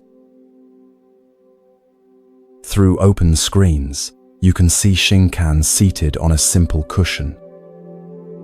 Though probably in his 60s, he sits straight as a pine tree, his face reflecting both the strength forged through decades of practice and the gentleness that comes from deep understanding. The young monk bows formally before taking his place opposite the master. Venerable teacher, the young monk begins, his voice carrying the slight nervousness of one addressing a renowned master. I have studied the Tendai school of meditation for 6 years before beginning Zen practice. I have memorized many sutras and mastered several forms of meditation. But there is one teaching from the Tendai school that continues to perplex me. Shinkan nods encouragingly, his eyes attentive. The Tendai texts claim that even grass and trees will become enlightened. The monk continues. This seems very strange to me. How can non-sentient beings like plants achieve Buddha nature? They have no minds with which to practice meditation, no consciousness to realize enlightenment. Can you explain this teaching? You watch as a subtle smile crosses Shinkan's face, not mocking but gently amused, as if the young monk has inadvertently revealed something significant through his question. The master is silent for a moment, studying the earnest face before him. Of what use is it to discuss how grass and trees become enlightened? Shinkan asks, his voice gentle but direct. The question is how you yourself can become so. The young monk appears momentarily taken aback by this response, which neither confirms nor denies the Tendai teaching, but shifts the focus entirely. He opens his mouth as if to ask a follow-up question, then closes it again, seeming to sense that pressing for a more elaborate answer would miss the point of Shinkan's response. After a moment, he bows deeply and withdraws, his expression thoughtful rather than disappointed.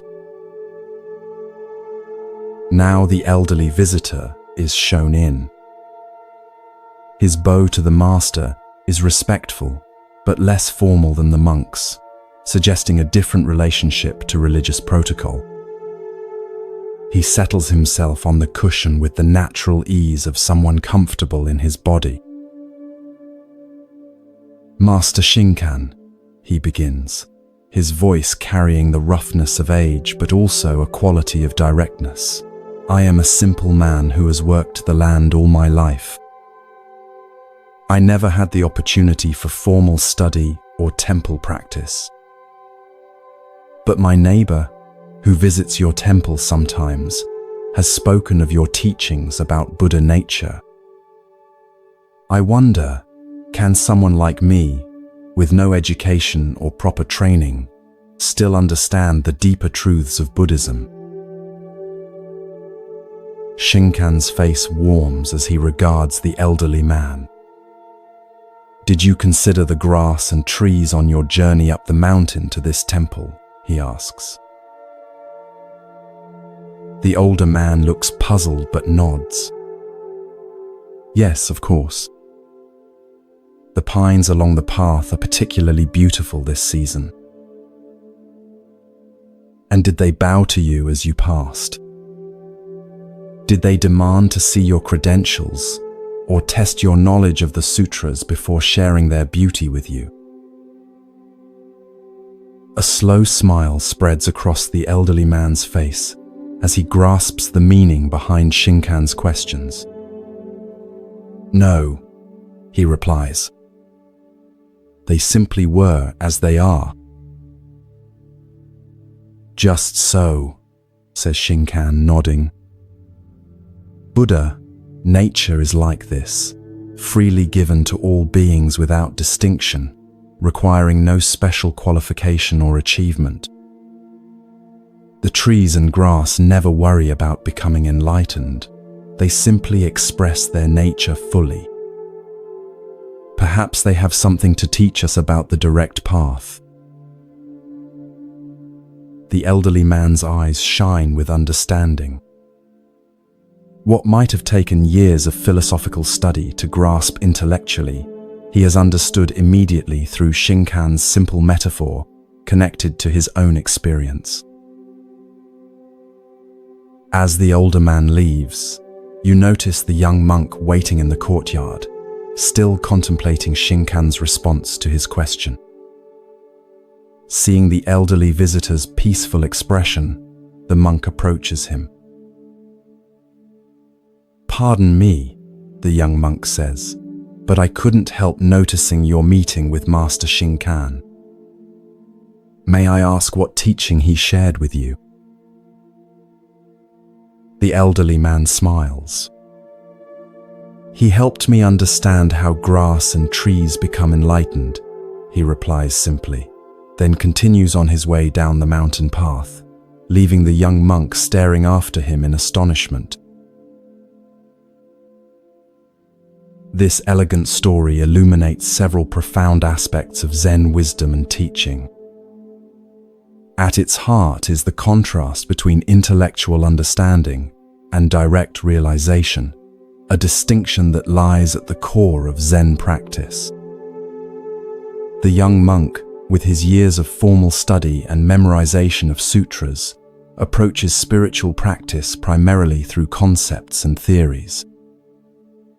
His question about grass and trees becoming enlightened reflects this conceptual orientation. He's trying to fit a puzzling teaching into his intellectual framework.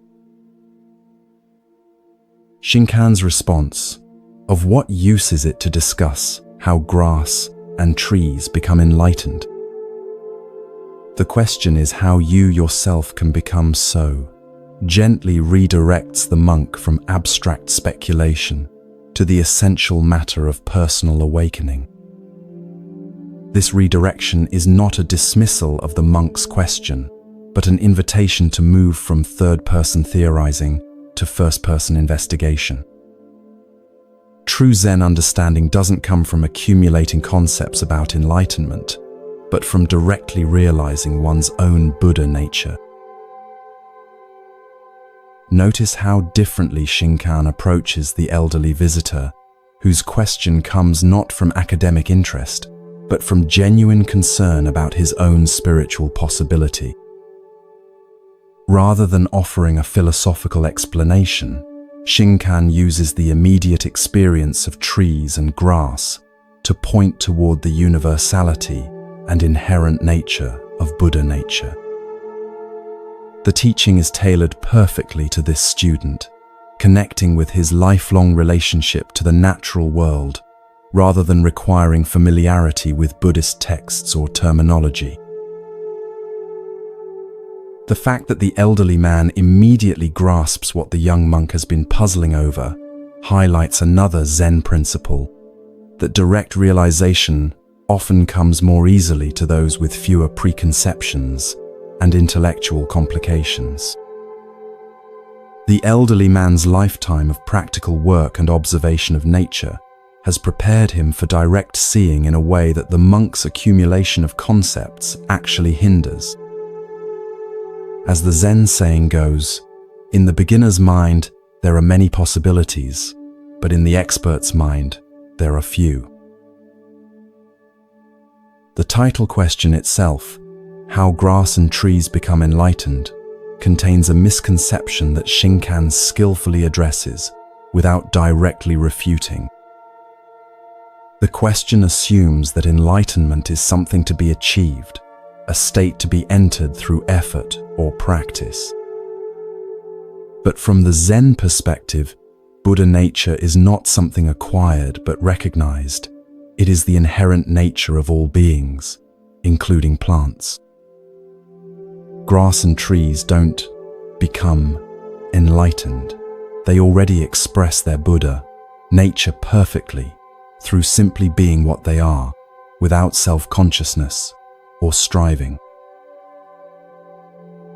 This points to a fundamental teaching about our own practice, that awakening is not primarily about adding something new, but about recognizing what has been present all along.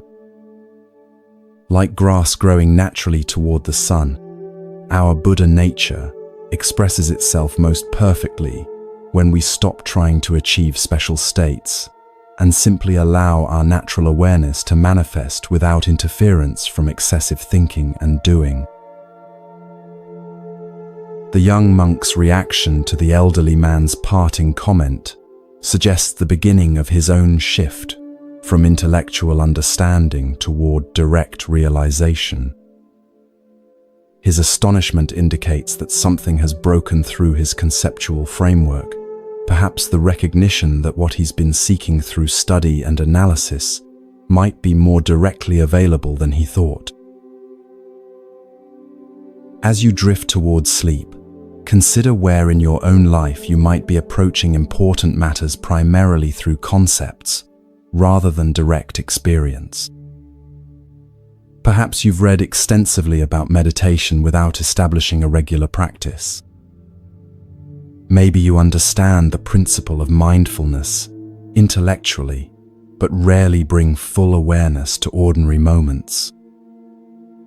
Or perhaps, like the young monk, you've been seeking complex explanations for something that is already perfectly expressed in the simple presence of trees and grass, in the natural awareness that is reading these words right now.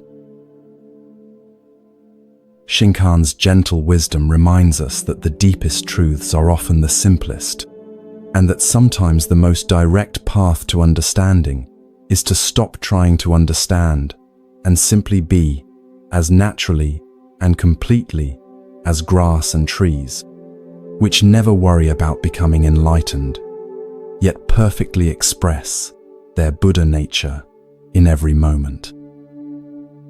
As your awareness merges with sleep, allow yourself to rest in this natural presence that requires no achievement, no special state, no complex philosophy, just the simple recognition of what has been here all along.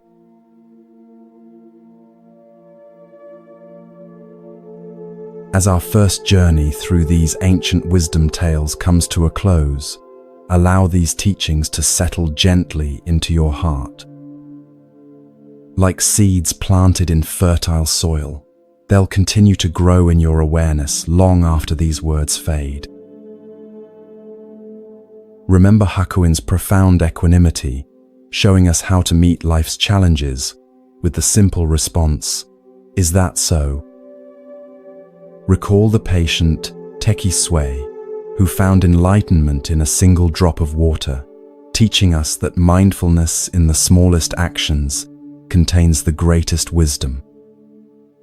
Carry with you Basui's letter to his dying disciple, reminding us that our essential nature is never born and never dies.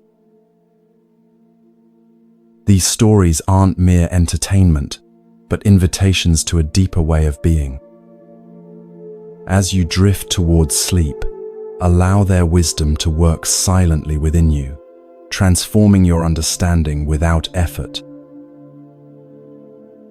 From all of us at Moonmind Temple, may you rest in profound peace, knowing that the wisdom you seek is never far away. It lives in your every breath, in your open heart, in the natural awareness that is your birthright.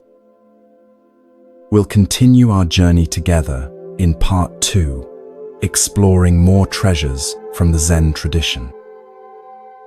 Until then, sleep well, dream deeply, and awaken to each new day with the fresh perspective these ancient teachings offer.